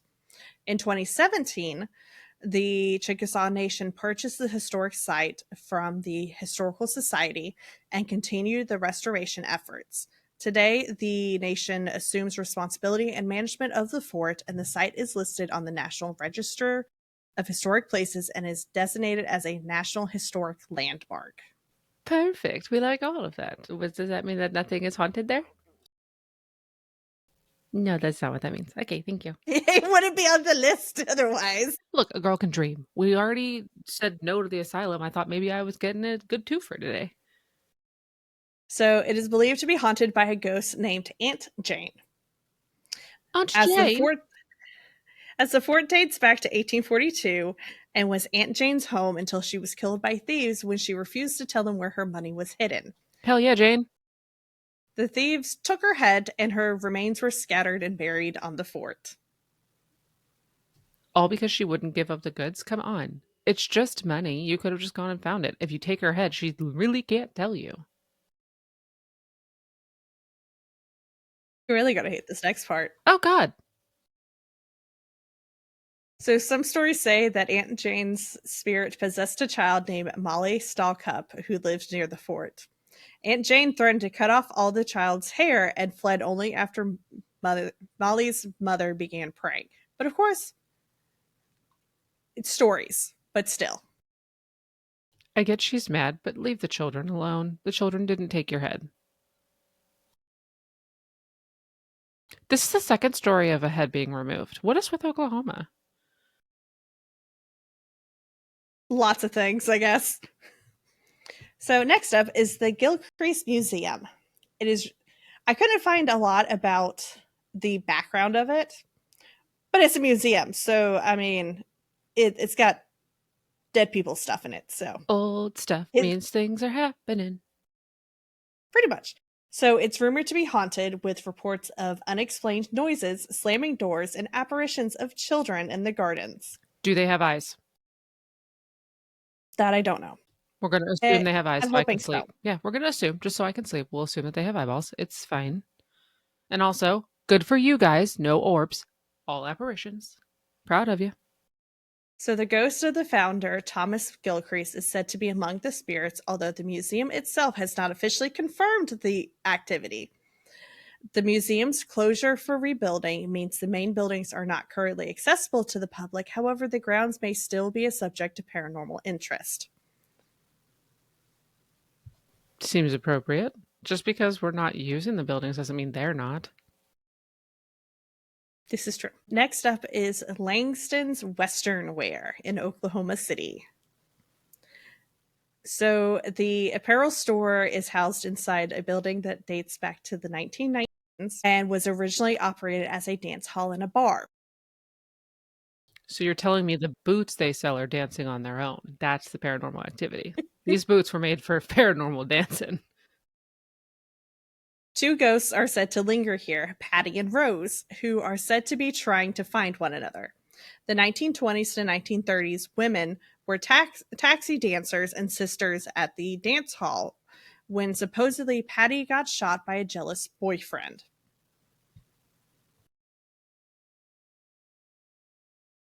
Why is it always jealousy? This took place in what is now the children's clothing and women's boots section on the first floor. I told you it was boots. I told you. I called it. Ghostly dancing boots. After the incident, Rose hung herself upstairs. Lights are set to turn on and off by themselves, and an unseen presence follows people around the second floor. An employee even claims to have been shoved down the stairs by cold hands. Don't touch me. I love how that was very sing-songy. I mean, if you're not going to listen when I say it directly, maybe you'll listen if I put it in song form. That's how I remember things. Let's try lyrical version. Right? Because clearly direct isn't getting to you. So next up is the Masonic Boys' Home. And Kat's already like, nope, I don't like this. I know what those words mean, and I don't like them together. All 3 of them, not a good combination. So it was established in Guthrie, Oklahoma in 1922 and operated until 1978, with the main building later becoming known as the Dominion House. After closing as a children's home, the building remained vacant for some time before being purchased and renovated into the Dominion House Boutique Hotel. That's a mouthful. Right? The original Masonic home site, which included dormitories and an administration building, was located in the southern edge of Guthrie. So, little history about the house. So, it was founded in 1922 after relocating from a previous site. The facility was located on a large property with administration buildings serving as the central hub and containing offices, a parlor, and a library. So, at least there was a library for the kids. Right? Get your read on. The home featured dormitories for boys and girls, a vocational building, a dining hall, a kitchen, an infirmary, and a hospital room. Recreation was a key part of the children's lives, with facilities for an indoor swimming pool and a well-equipped playground. So, we like that. The home closed in 1978, and then the building became known as the Dominion House. It was purchased after its closure as the children's home. It underwent renovations, which included the removal of some of the dormitories that were no longer in use. And then it is now a hotel. So, I'm going to go out on a limb here and be probably completely wrong, but it sounds like the children were treated well with swimming pool and recreation and playground, so maybe the hotel's not super haunted. And it's just, I don't know, the lunch lady. I couldn't find any evidence of anything haunting, but I'm quite sure there are resounding energies from the children. Perhaps, but maybe they're just playing. And I would be perfectly okay with the children playing as long as they went with banking hours, 8 to 5. And not on holidays. Quiet hours. Fine with me. During the day only. You should be in bed. Quiet time. 8 o'clock. Everybody in bed. We're reading from 8 to 8:30. Lights out at 8:30. Night night. Those of you who have not been a counselor at a Girl Scout camp, that does not exist.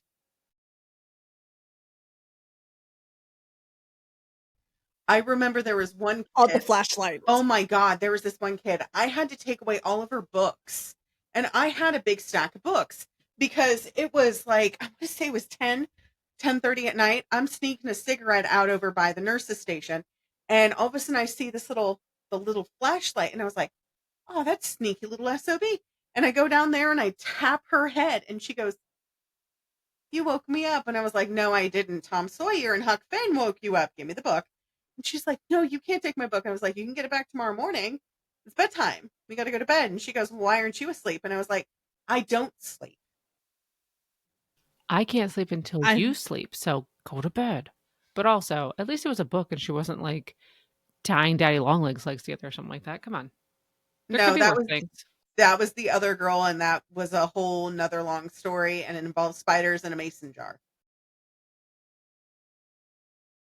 and Cat getting stung. You. Yeah, but see, that would have been me with the book and the flashlight reading.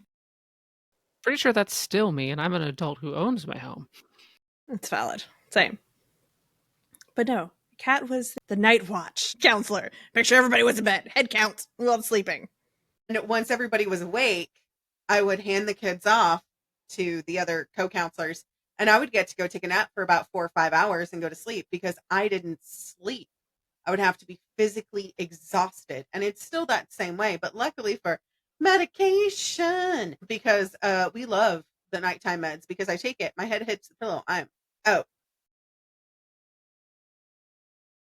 Okay, moving on. So now we have the Overholser Mansion. It was built by Henry Overholser, who was considered to be the father of Oklahoma City by many, and his socialite wife, Eon Murphy Overholser. And this mansion is considered to be Oklahoma City's first mansion. Ooh, wow. So Henry bought the land for the purpose of building a residence in 1901. And when built, the mansion was located away from the city center and surrounded by farmland. He died in 1915. So Henry and Anna's daughter, Henry Leon Overholser, who was born in 1905. Yes, they named their daughter Henry. Yeah, it was threw gonna me ask. off for like a while. She married David Perry in 1926 and lived in the mansion with Anna until Anna's death in 1940. Anna transferred ownership to Henry, to her daughter, in 1937, so 3 years before she died. What if they named her Henry because they didn't have another child and it had to be like a male sounding name and nobody would question it so they could pass everything to her without it being a problem? If that's the case, and it wasn't just because he was like, please name every child after me, I'm here for it. So Anna was his second wife. His first wife, he had a son and a daughter, and they got divorced. And then a couple years later, he then married Anna. Right.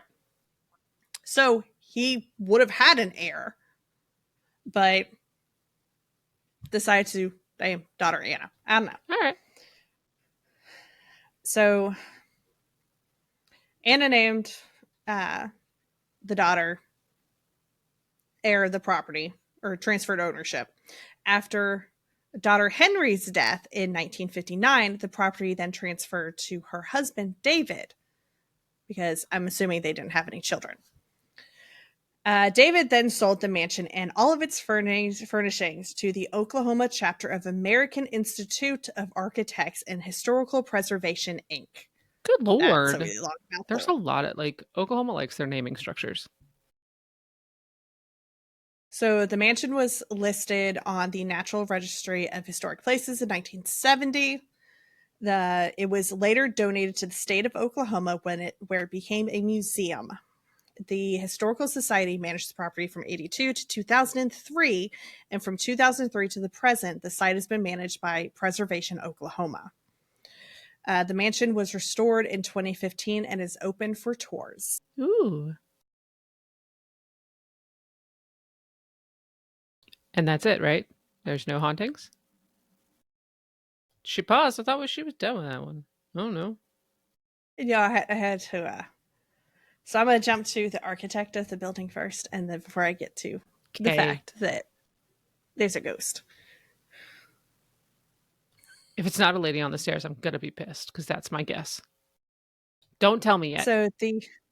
So the 11,700 square foot chateauesque styled mansion was designed by London trained architect W.S. Matthews and was built at a cost of $38,000, which is $1,448,363.29 today. For 11,000 square feet, I once had a 5,000 square foot home and it was too big. I can't imagine double that. On the southern facade, facing the Hales Mansion, is a porte cochere. I know I did not pronounce that right. At the southeastern corner is a 3-story octagonal tower capped with a 8-sided pyramidal roof with a finale. The mansion is clad in buff-colored brick and red sandstone. Interior walls and ceilings were hand-painted and are illuminated by light fixtures imported from Italy. Original French stained glass windows remain, and the floors are original English carpets and are accented by Belgian woodwork. Whoa, that sounds gorgeous. A carriage house accompanies the mansion to the west and measures an additional 4,000 square feet. We're at 15,000 square feet of this property. Quick maths. Built at the same time as the mansion, the carriage house is also clad in the same buff-colored brick. It has a square footprint with a pyramid roof with prominent wall dormers on all 4 sides. A cupola with a bell roof caps the apex of the pyramid roof. So, it's gorgeous. It sounds really pretty. So, local ghost stories in Oklahoma City claim that Anna's ghost haunts the mansion. Because, of course, it was her house. I called it. It was built for her. She lived in it till she died. Nah. She's like, if anybody's going to be haunting this shit, it's going to be me. 100%. Get on it, Lady Anna. Next up is the Oklahoma Governor's Mansion. So, state house that is haunted. Last one was Indiana. Great. So the mansion was completed in 1928, 1 year after construction began. Kudos for them. They were blessed an ass. Built by the architectural company Leighton Hicks and Forsyth, the 14,000 square foot mansion is of Dutch colonial style. Carthage limestone was used so the exterior of the mansion would complement the state capitol. Whoa. Over the years, the mansion's 19 rooms on 3 floors have been reduced to 12 to increase living space. The rooms include a library, parlor, dining room, grand ballroom, kitchen, sunroom, and 5 bedrooms. The governor and his family live in the 5 rooms on the 2nd floor. All major furnishings of the floor were donated to the governor by Oklahomans. However, as property of the state, they remained with the mansion indefinitely. So they can't take the shit with them. No, but also if they don't like it, how can you be like, not really my vibe for the settee? I would assume, if it's, living space that they could move, furniture into, a storage area, move their own stuff in. I would assume, beds, mattresses kind of thing. Yeah. And then when they leave, they just move the historical stuff back. That's fair. Because I want to say that's what they do with the White House, too. Not privy to be in there, so don't know.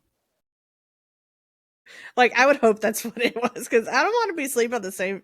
I would not want to be sleeping on the same bed as a bunch of old guys. Right? I don't really think that previous old guys. Abe Lincoln and I need to be sharing a bed. That seems rough. So, the mansion is rumored to be haunted, with one particular legend involving former Governor Alfalfa Bill Murray. Heck yeah, Alfalfa Bill. He is said to haunt the stairs, sometimes tripping visitors, possibly on the 3rd step, which is marked with his name. This is the Alfalfa step. Please skip it if you must. Another story suggests that the ghost of a former governor, Briggs, may be displeased by changes in the mansion, particularly at the removal of an old light fixture. Okay, weird flex, but sure. So apparently the old light fixture was malfunctioning, so they've replaced it. And apparently he's been pissed about it ever since. Maybe he was using it. Maybe he was like, that was his way of like communicating. And he's like, now that it's fixed, I can't get it to do the flicky thing. Other people have reported unexplained phenomena, such as a chill and hair standing on end and a phone battery unexpectedly dying, which some interpret as paranormal activity. But, it could just also be a faulty battery. It could just be that it's time for an upgrade. Next up is a ghost town. Okay. Cat's just like, why me? We have to be running out of places to be haunted soon. You would think, but Oklahoma is part of colonial America, so of course, no. I get it. I was just saying, I feel like you can only have so many ghosts. Ghost town it is. So, Pitcher, Oklahoma, is a ghost town. It's now abandoned and toxic as this former mining boom town, and it feels haunted by nature's reclaiming the ruins. So, it didn't become abandoned until, recent years. Well, why is it toxic? Get to that. Oh, okay. I was so confused. Where did they all go? He said, they all died. Honestly, I wouldn't put it past y'all. So it's possible. So it was a major national center of lead and zinc mining for more than 100 years in the heart of the tri-state mining district. Of course, if they're not practicing safe mining with lead and zinc, people are going to die. You said lead. Things get leaked. You said lead, and I was like, all right, I'm in. I get it. You're like, it makes sense. Mm-hmm. So decades of unrestricted subsurface excavation dangerously undermined most of the town's buildings and left giant piles of toxic metal-contaminated mine tailings, which is known as chat, heaped throughout the area.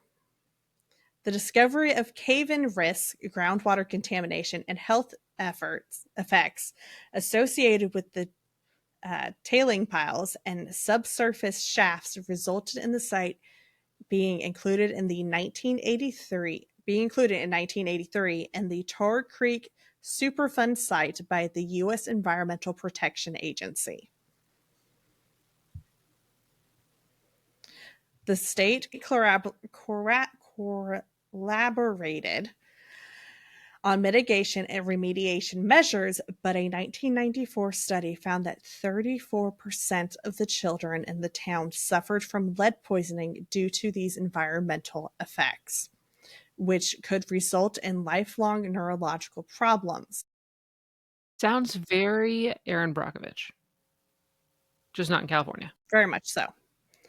Eventually, the EPA and the state of Oklahoma agreed to a mandatory evacuation and buyout of the entire township. In 2006, Army Corps of Engineers study showed 86% of the buildings, including the town school, were badly undermined and subject to collapse at any time. The destruction in the May 2008 EF4 tornado that of 150 homes accelerated the exodus of the remaining population. So there were still people living there up to 2008. No. Even though time to go. The state had bought everything. Right. On September 1st, 2009, the state officially disincorporated the town, which ceased official operations on that day because they had to. Right. The population plummeted from 1,640 at the time of the 2000 census to 20 in 10 years. And still, those by 20 need to go. Like we closed. It's like Target, you know? We're closing hours now. You do not go in and get your cart. Just out. So the federal government proceeded to conduct buyouts of any of the remaining properties. As of January 2011, 6 homes and 1 business remained, with their owners refusing to leave at any price. What if the price is life? Like, if you go, you get to continue to live because you will not be sick, nor will your house collapse on top of you while you are sleeping. That seems like enough for me, honestly. Maybe I'm too quick to buy out, but come on. Except for some historic structures, the rest of the town's buildings were scheduled to be demolished by the end of the year, so by the end of 2011. One of the last vacant buildings, which housed the former mining museum, was destroyed by arson in April of 2015. Its historical archives and artifacts had already been shipped to the Dobson Museum in Miami, Oklahoma by that point, thankfully. Right? So we're not losing the history. So yeah, basically it's a ghost town. Do not go there, guys. It's dangerous. It is toxic. We talked literally about lead and zinc and not great practices and things collapsing on you. It's not worth it. Right. The only reason why I made the list is because it was a ghost town. Agreed. And to tell people to stay the fuck away from that place. You go to surrounding towns, the surrounding cities. I'm sure they would appreciate, a little bit of tourism. The money. Appreciate the money, but don't go to that one town. Next up, we have another theater. This is the Poncan. Poncan. Poncan. It was designed by the Bowler brothers and opened on September 20th, 1927. The building and its equipment cost $280,000, which is $5,213,406.90. And it housed a 22,500 Wurlitzer pipe organ, which in today's money is $418,934.48. It's more than a house. I know exactly what type of pipe organ that is, and I know how big it is. Our old church had one. It's a Wurlitzer. Yeah. Huge. It's a huge thing. It's a huge son of a bitch. So the building served as a combination Vanderbilt movie theater from its opening until the late 1940s, when the Vanderbilt component was discontinued.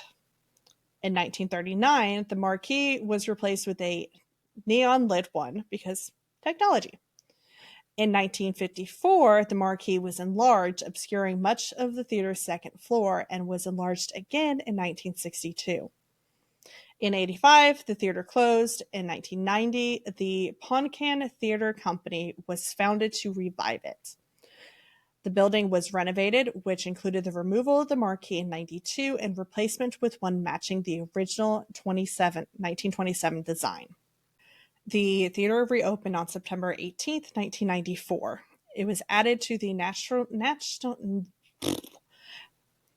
National Register of Historic Places on November 13th, 1984.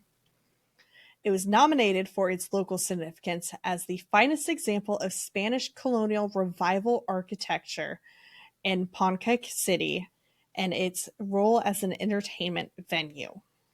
In 2001, additional documentation on the theater was submitted, revealing that the theater was designed by the Bowler brothers, not John Duncan Forsyth, as originally identified in the 1984 nomination. In 2011, the theater was designated a contributing property of the newly listed downtown Ponca City Historic District. At the time, the theater was the only site in the district previously listed on the National Register. So, a little bit about the description of it. One second. Lots of talking makes you very thirsty. So the north-facing theater is a 3-story building that extends 25 feet, 23 meters wide. The first floor has a stone facade, while the upper floors are clad in polychrome brick. The facade features a large central curvilinear gable parapet rimmed with terracotta ornamentation and 5 finales. I mispronounced things, didn't I? No, you actually pronounced them beautifully. And the fact we both have speech impediments. Mine is stuttering, and yours is it's like skipping. Like when you talk, the word skip, and that's fine. Like I've known you for so long, I'm used to it. But you said all of those words beautifully, and I'm very, very proud of you. They're hard words to say. Really are. I hate whoever came up with them. The French. Yeah, probably. Let's see, where was I? The midline of the gable features a 2-story rectangular window with stained glass sidelights topped by a circular stained glass oculus window highlighted by a terracotta sunburst, which is so pretty. The central window is rimmed by spiral Corinthian columns and flanked by 3 regular rectangular windows on both sides on the second and third stories. Above is a terracotta cornice supporting a red tile hip roof. The central entrance is recessed behind the box office, and on either side is a shallow storefront. So, super gorgeous.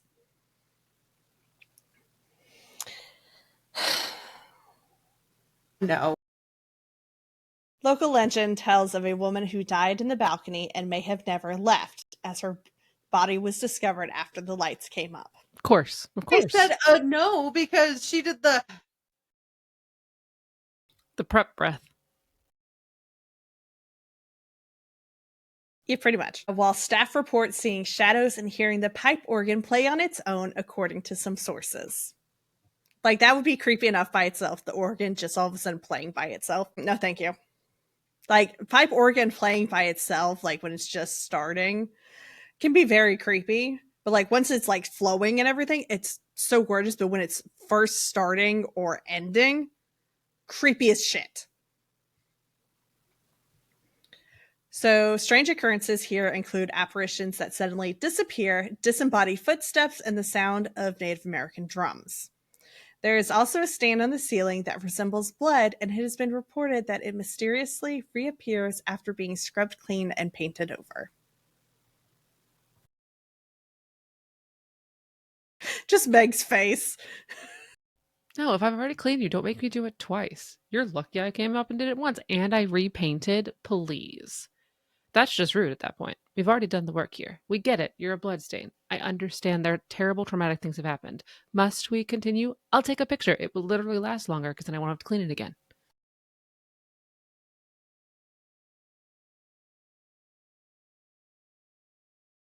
I don't think that counts as a soapbox, but that's what I was on. All right, 4 left. So then we have the Sacred Heart Mission and Cemetery. Okay. We already know there's dead people, so...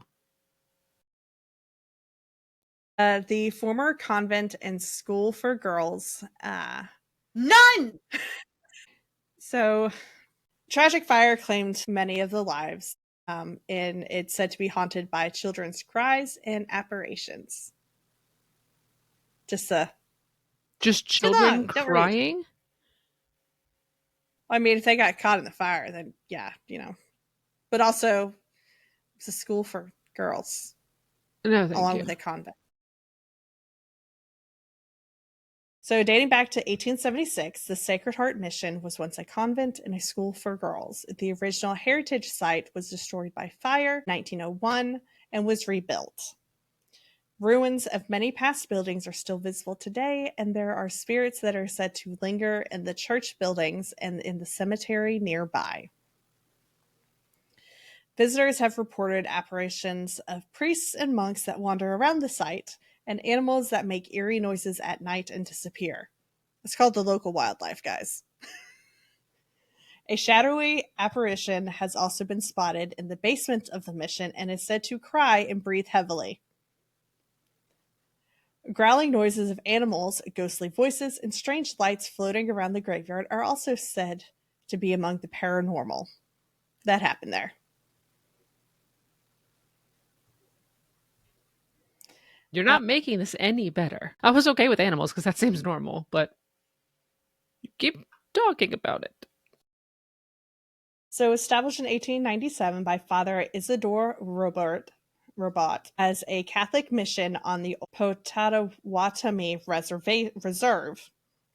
It was originally named the Sacred Heart Mission. The name was changed to Sacred Heart in 1888, shortly before the area was opened to settlers by non-Indians. So that means that the school was for assimilation of the natives.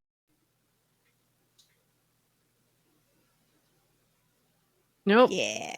Nope. Don't like that.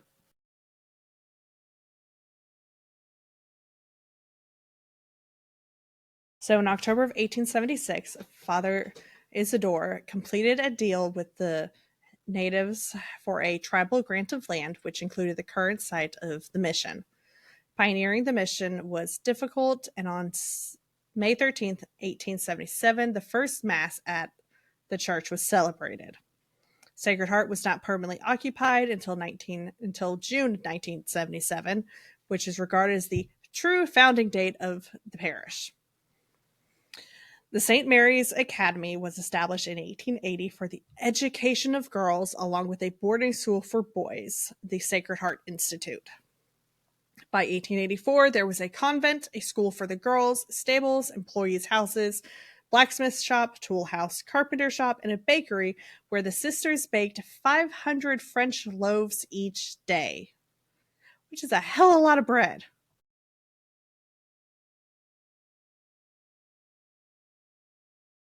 I mean,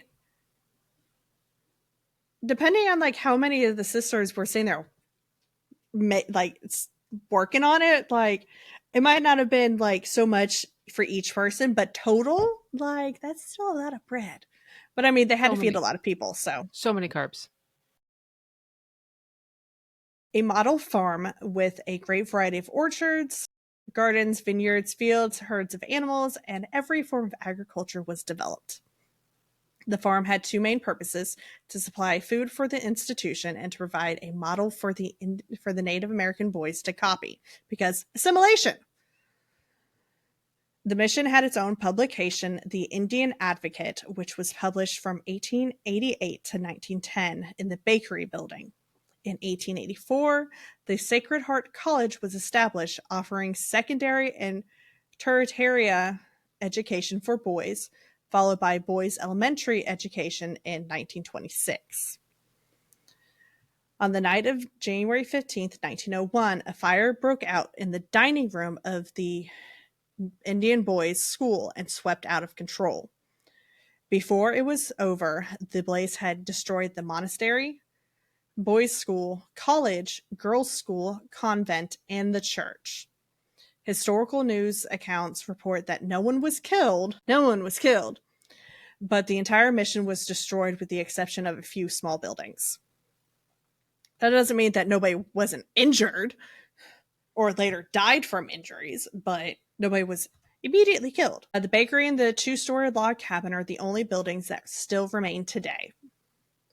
Temporary wooden buildings were set up to carry on the boys' schooling, while the Sisters of Mercy moved 1/4 of a mile southeast to create a new St. Mary's Academy. Mass was celebrated in a converted grant, and the present church was began in 1905, but was not completed until 1914. So there is a church now there. It just isn't the OG church. Who?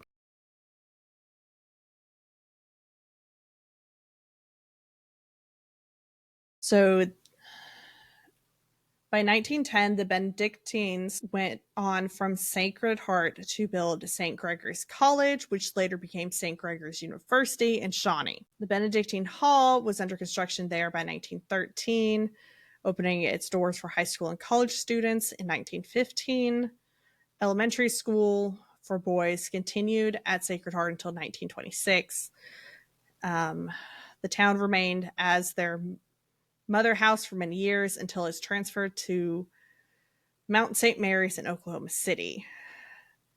The transfer of the educational and monastic endeavors of the St. Gregory's College was complete by the 1930s, and the Sisters of Mercy founded numerous educational and medical facilities across the state, including St. Mary's Academy, now Mount St. Mary's High School, and Mercy Health Center in Oklahoma City, which is cool.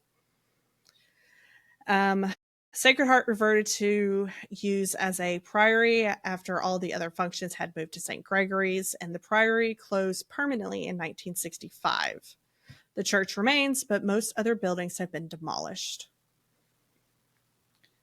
The town site itself contains a number of extant buildings in ruins. Hi, Fluffy. She's down there licking my foot and just rubbing her head on my foot and just like then taking turns. So the most significant building on the site is the Catholic Church. And then because it is an example of a restrained style of Gothic revival with a red tile roof and stumpy front tower. Nearby are two cemeteries, one for the sisters and one for the abbey. Other buildings include 1- and 2-story log houses dated back to the late 1800s and a 2-story sandstone bakery that the sisters had used. The foundations of the school buildings and other structures are visible as well. A priest home, parish hall, and maintenance building are all non-contributing structures. And of course, the site was listed on the National Register of Historic Places in September of 1983. But yeah, haunted as fuck. Because, fire, graves, nuns, and the fact like it's on a freaking tribal land and everything. Oh yeah, haunted as fuck. Do not doubt it.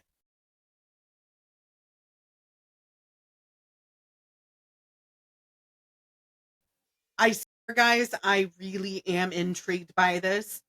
I am just exhausted doing all. You've had a very long week. I have, because the one episode I needed to do last week took me 5 days to edit, and I finished it 5 a.m. that day and then pushed it out.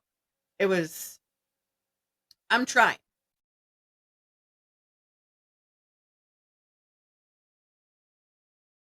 I'm trying so hard. Sorry, I was getting caught up on the messages real quick. And it is storming outside. Wish it was storming here. I'm also waiting for the package for adopted dad. Mom and dad aren't sending me anything anytime soon, but yeah.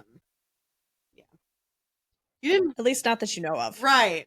I know mom sent me some fabric, but that's for stuff I'm making your sister. So and if she listens to this and goes, "You're making me something," Mind your business. mind your business.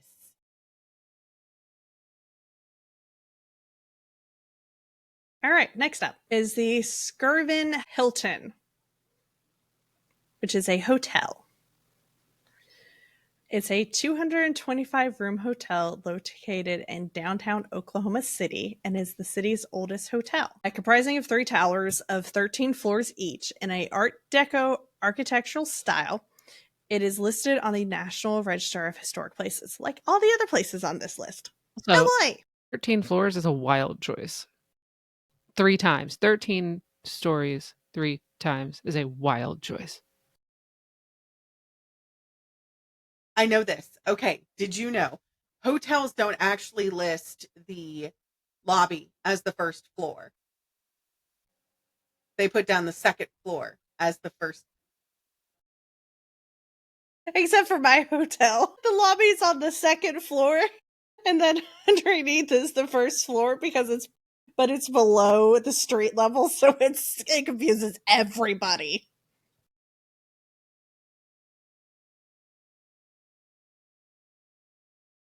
I'm already confused. Who's dead here?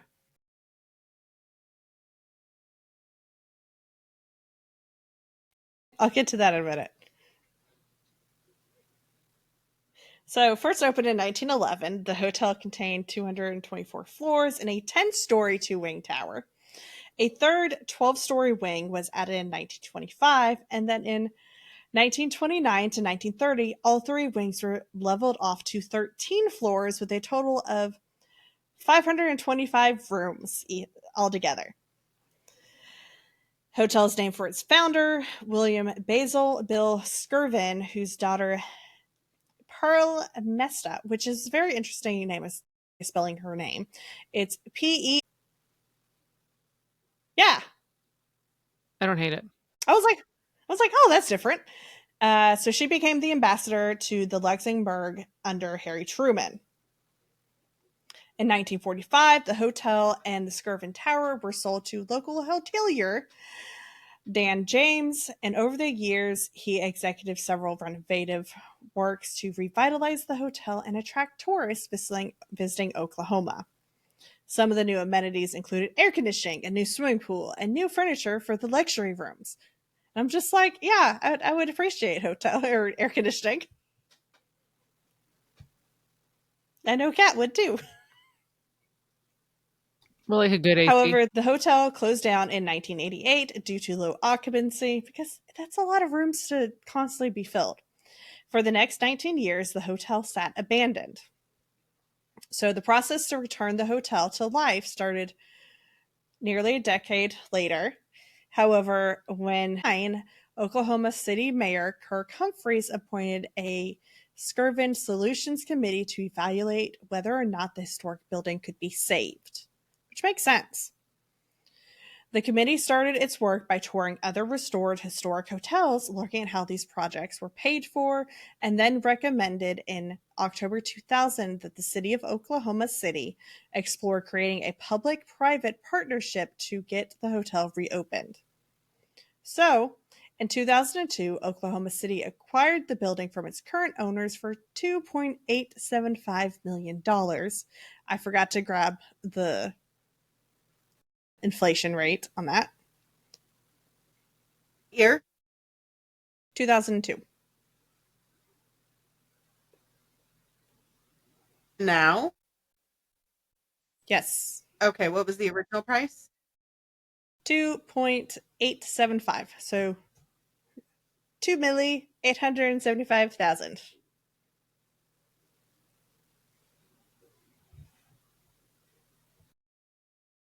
Was it 2002 or 22? 2002.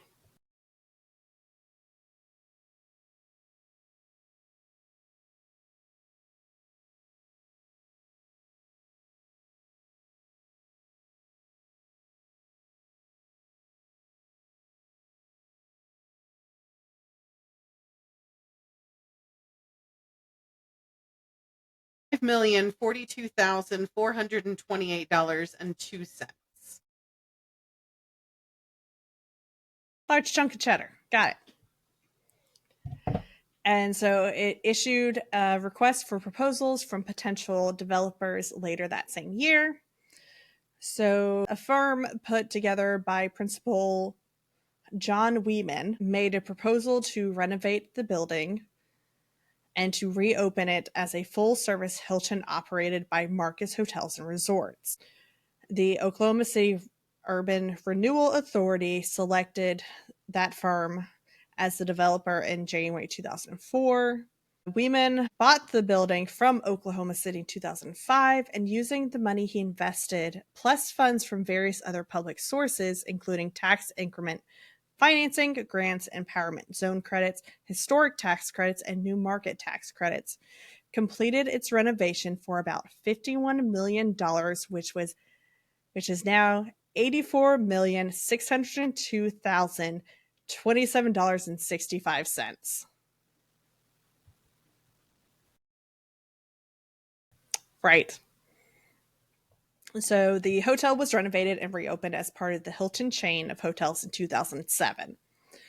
The renovation project restored the original exterior finish, installed historically accurate windows, reconfigured guest rooms, and added new guest elevators because the elevators really probably need to be updated.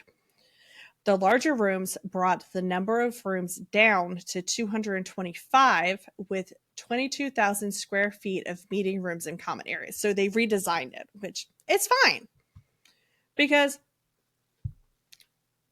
the 525 rooms previously was a lot to constantly rent. So 1015 is noted for being haunted. Unexplained slamming doors. People have heard crying babies and other strange noises. The NBA, the National Basketball Association teams, have also said that they have felt stuff. The most notable example occurred in 2010 when the New York Knicks famously blamed their loss to the Oklahoma City Thunder on the haunting, and when the Chicago Bulls reported slamming doors on their own and strange sounds outside of their rooms, they also blamed it on the ghosts. The story received national attention again in June of 2012 when the Miami Heat was staying in the hotel for the NBA Finals. More recently, the Baylor Lady Bears, who were defending National Collegiate Athletic Association Division I women's basketball champions, were put up at the hotel. In one of the biggest upsets in tournament history, the Lady Bears unexpectedly lost 82-81 to Louisville in the regional semifinals of the 2013 NCAA Division I basketball tournament. In January 2019, the Brooklyn Nets star Kyrie Irving announced that he was producing a feature film that the purported paranormal about the activity in the hotel. Maybe we just stop having NFL teams stay there. Pretty much.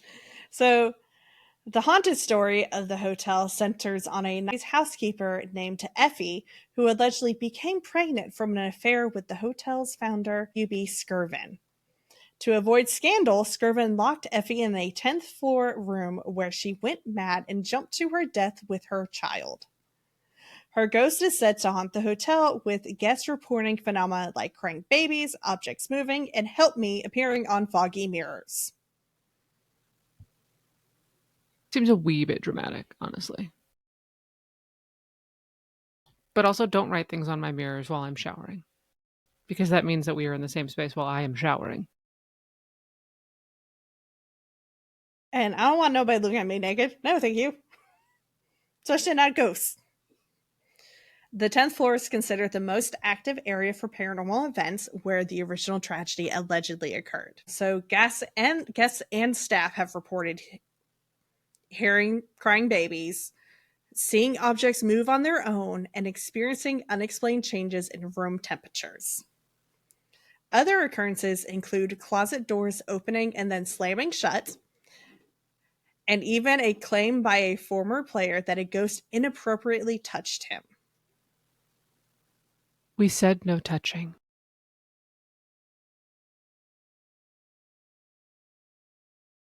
According to Steve Lackmeyer, who also wrote a co-wrote a book about the hotel, and Jason Kersey, who is also a reporter for the Oklahoman, Skirvin was a notorious womanizer and drinker, and the 10th floor was known for various incidences of gambling and other vices, but there is no real-life evidence according to the Effie story.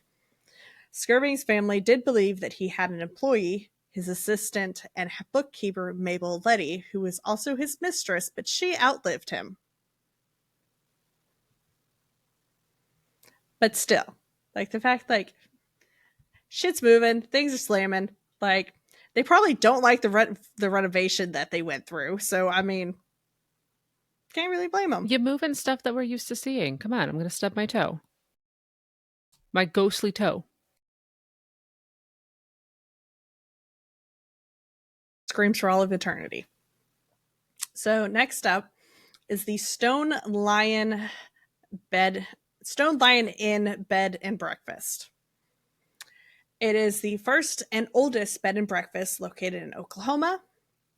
It is also located in Guthrie and was the 1907 home of Mr. and Mrs. Houghton and their 12 children, and it was a Victorian mansion. Yes, 12 children. So many children. 12 is so many. I hope there were some duplicates, like twins, triplets, something, because being pregnant that many times is exhausting to think about. After my third, I was like, you know what? Donezo. Done it all. Thank you. I totally get that. Can we just talk about how sassy my husband's been the last couple of days real quick? Because I'm like, I'm hungry and we're going to make food soon. Fish fillets or spam rice, because both sound delicious. And he's just like, fish fillets, it's easy. And I was like, okay, I'm going to be done soon. I need help clean the kitchen when I'm done. And he goes, it's a long episode. I'll help. And I was like, you sure? And he goes, no, I'm not. What the fuck you think? I'll absolutely help you. Goofball. So much sass. I love it. I don't know where he gets it from. Could be contagious. It's been rubbed off on him. That's what he just said. I knew I liked him. He's a pretty good egg. Majority of the time, pretty good egg. Very much so. All right. So it's believed that the hauntings began when one of the children, Augusta, fell ill and died of whooping cough after a trusted nurse gave her the wrong amount of cough medicine. Ooh. Today, disembodied voices and footsteps and doors opening and closing on their own are just a few of the eerie events that take place. As my shirt says, absolutely not. So the home was built in the early 1900s by T.E. Houghton, who was a prosperous merchant looking to create a larger house for his expanding family. Because, of course, he had a shit ton of children. Because he had like a soccer team. Essentially, yes. They 12 children. could scrimmage each other. They didn't need nobody else. We don't need a league. We just go outside. There was a total of 14 of them, including him and his wife. Well, everybody gets a coach. They lived there for nearly 20 years. The mansion is 8,000 square feet and has 4 floors. At the time of completion, it cost $11,900, which today's money is $458,966, which is still fucking cheap. 8,000 square foot home 8,000 square with 4 floors. I'll take it. That is less expensive than the house I currently live in, which is probably a quarter of that size. Also, don't move here. And The at the houses are too expensive. At the time, it was the most expensive house in Guthrie. So, the family moved out of the house at some point during the 90s when they let it become a boarding house, because might as well make income. Got enough space. Soon after that, the purpose of the house changed again, and it became a funeral parlor. Many years went by, and the home went back to a boarding house, and then finally became a private residence again, and now serves as a historic bed and breakfast. Mr. Houghton had even bought the land next to their own home to build the larger mansion that is there today. So, like, he bought large property to build this house on. So, Rebecca Luker restored and established the Victorian mansion in 1986 after she moved from Santa Fe to Guthrie with her 2 children. She was recruited to become Oklahoma's original capital city, Guthrie, by Ralph McCalmont, who is a local banker interested in historic tourism development. Makes sense. In 86, the economy was reeling from the oil bust and the failure of one of its largest banks. Ralph believed that the town's unique historic preservations, which is the largest number of historic properties registered per state capita, offered the best hope for the suffering local economy. So the inn offers overnight stays and murder mystery dinners. It was investigated by the Sci-Fi Network's Ghost Hunters team and also appeared on Ghost Adventures. Season 14, Episode 1, which aired March 25th, 2017, focused on the location with Zachary and his crew exploring its history, including the story of outlaw Elmer McCurdy, and conducting investigations that yielded EVP captures, camera anomalies, and dramatic door slams.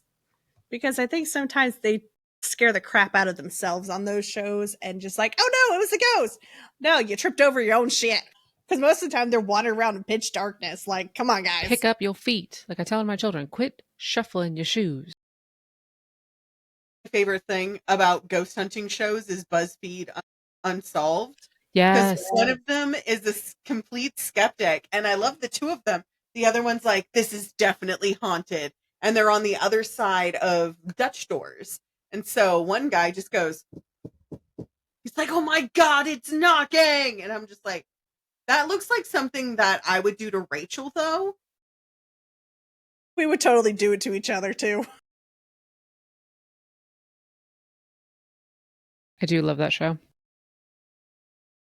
So, sightings of a young girl and a man resembling Mr. Houghton have been reported. Some of the guests at the inn would come downstairs for breakfast the morning after their stay and ask Rebecca if she had a little girl. They all shared the same story. A little girl had awakened them and stood beside their bed. Rebecca realized the similarities in the stories and began to dig a bit into the history of the home to realize it was most likely one of the Houghton children. The gaggle of kids. Most probably the one that died of whooping cough. Yes, the Which also, classroom of children. Also, get your fucking vaccines. If you can. I actually am allergic to that one, so I've only had one. So I have to be very careful. And that's actually why I don't go see brand new babies. Because I know I only have one part of the vaccine, so I keep myself far away. Apparently it made me super lethargic and like feverish and stuff. And the doctor was like, yeah, she probably shouldn't have that pertussis one again. Can I just say thank you for doing that? Like, I just had a whole Facebook war with one of my kids. Their mother-in-law was saying, I'm gonna snuggle the kid, I'm gonna kiss the kid. I'm like, you're immunocompromised. You can't have some of the new vaccines that are out. Absolutely not. I couldn't go in for the next booster because it made me so sick. Rachel remembers. I got COVID and then a bronchial infection and then I got pneumonia and I had to go to the hospital. And the doctor was like, yeah, you can't have that anymore. You can get the other ones, like the flu vaccines, but no. And I was like, shoot. But I still go, and I had to get the Tdaps and all that stuff to go visit my brother's baby. And I know people who are like, yeah, I'm not going to do that. And I'm like, and unfriend on Facebook. We're done. Yep, I get all the ones I can. If I can safely get all the vaccines, I get them all. Every single one of them. I try and stay on top of those shits. It is October, so if you haven't gotten your flu shot, where I am, between October and February is flu season. So we take a family trip to go get those so that nobody gets sick. Because 2 years ago, my oldest got the flu on Halloween and didn't get to participate and was devastated, which, like, in the grand scheme of things, not that big a deal. But I will tell you, every year he's like, I have to get my flu shot because I don't want to be sick on Halloween again. All right.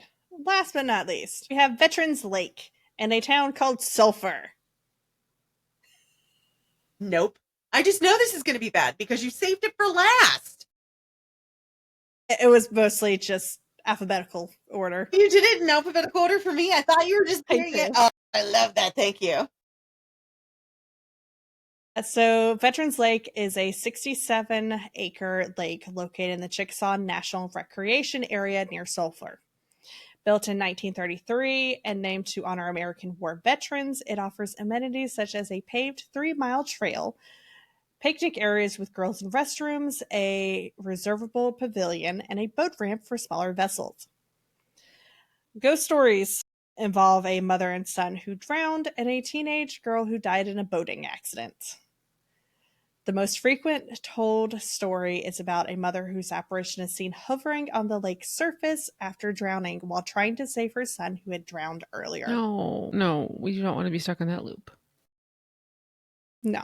Not at all. But yeah, that's all I could find about Veteran's Lake in Sulphur. That's enough. Thank you. But that's all I have for Oklahoma. All you have. I have to remind myself that I'm only going to Oklahoma for work now. I'm not going back. Actually, I have a cousin who lives there. I could have done a lot more, but I was absolutely exhausted at this point. So I was like, I'm done. I believe you've covered it well. And I'm done. Yes, you have covered it quite well. And I've actually learned a lot of things I didn't know about different places, especially like how many things are on the National Registry for historic homes. So believe it or not, if you are part of the National Historic Parks membership, it's like a flat fee every month. If you're a veteran, you do it for free. And spouses, you can get it. I think it's like $5 or $10.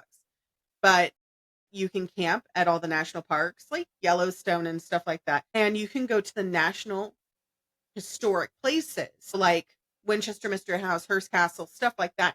That's listed as historic homes. You can actually go for free as long as you have that little national parks badge, because it's lumped into the, if I remember correctly, if you guys are listening to this after I posted it, I don't remember, because they know that I have the memory of a goldfish most days.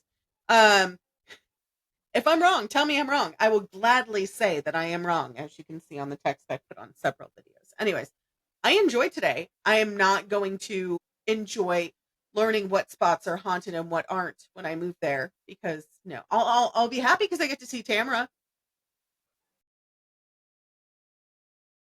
But also, definitely get the yearly passes and stuff for like your local, your state parks, because that also goes into Ranger's pocket.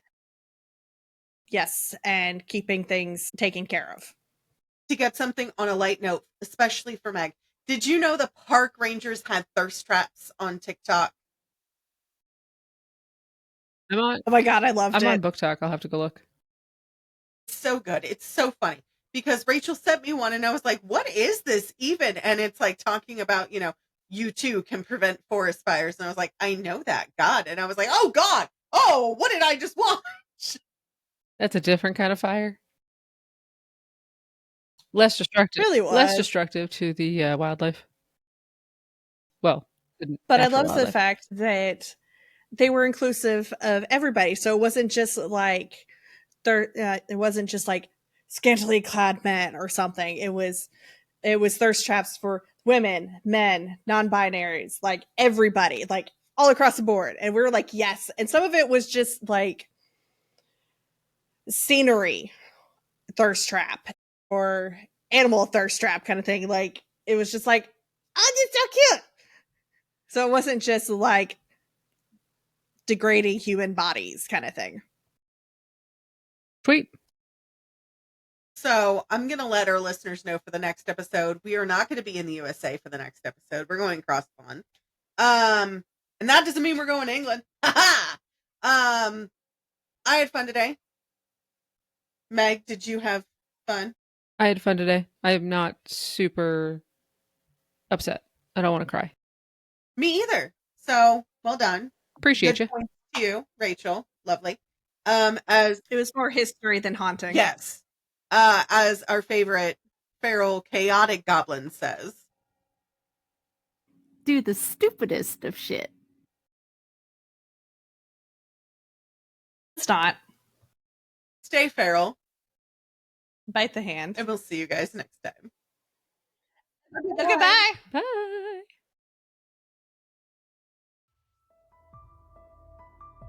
That's all for this episode. Stay feral, and we'll see you party possums next time.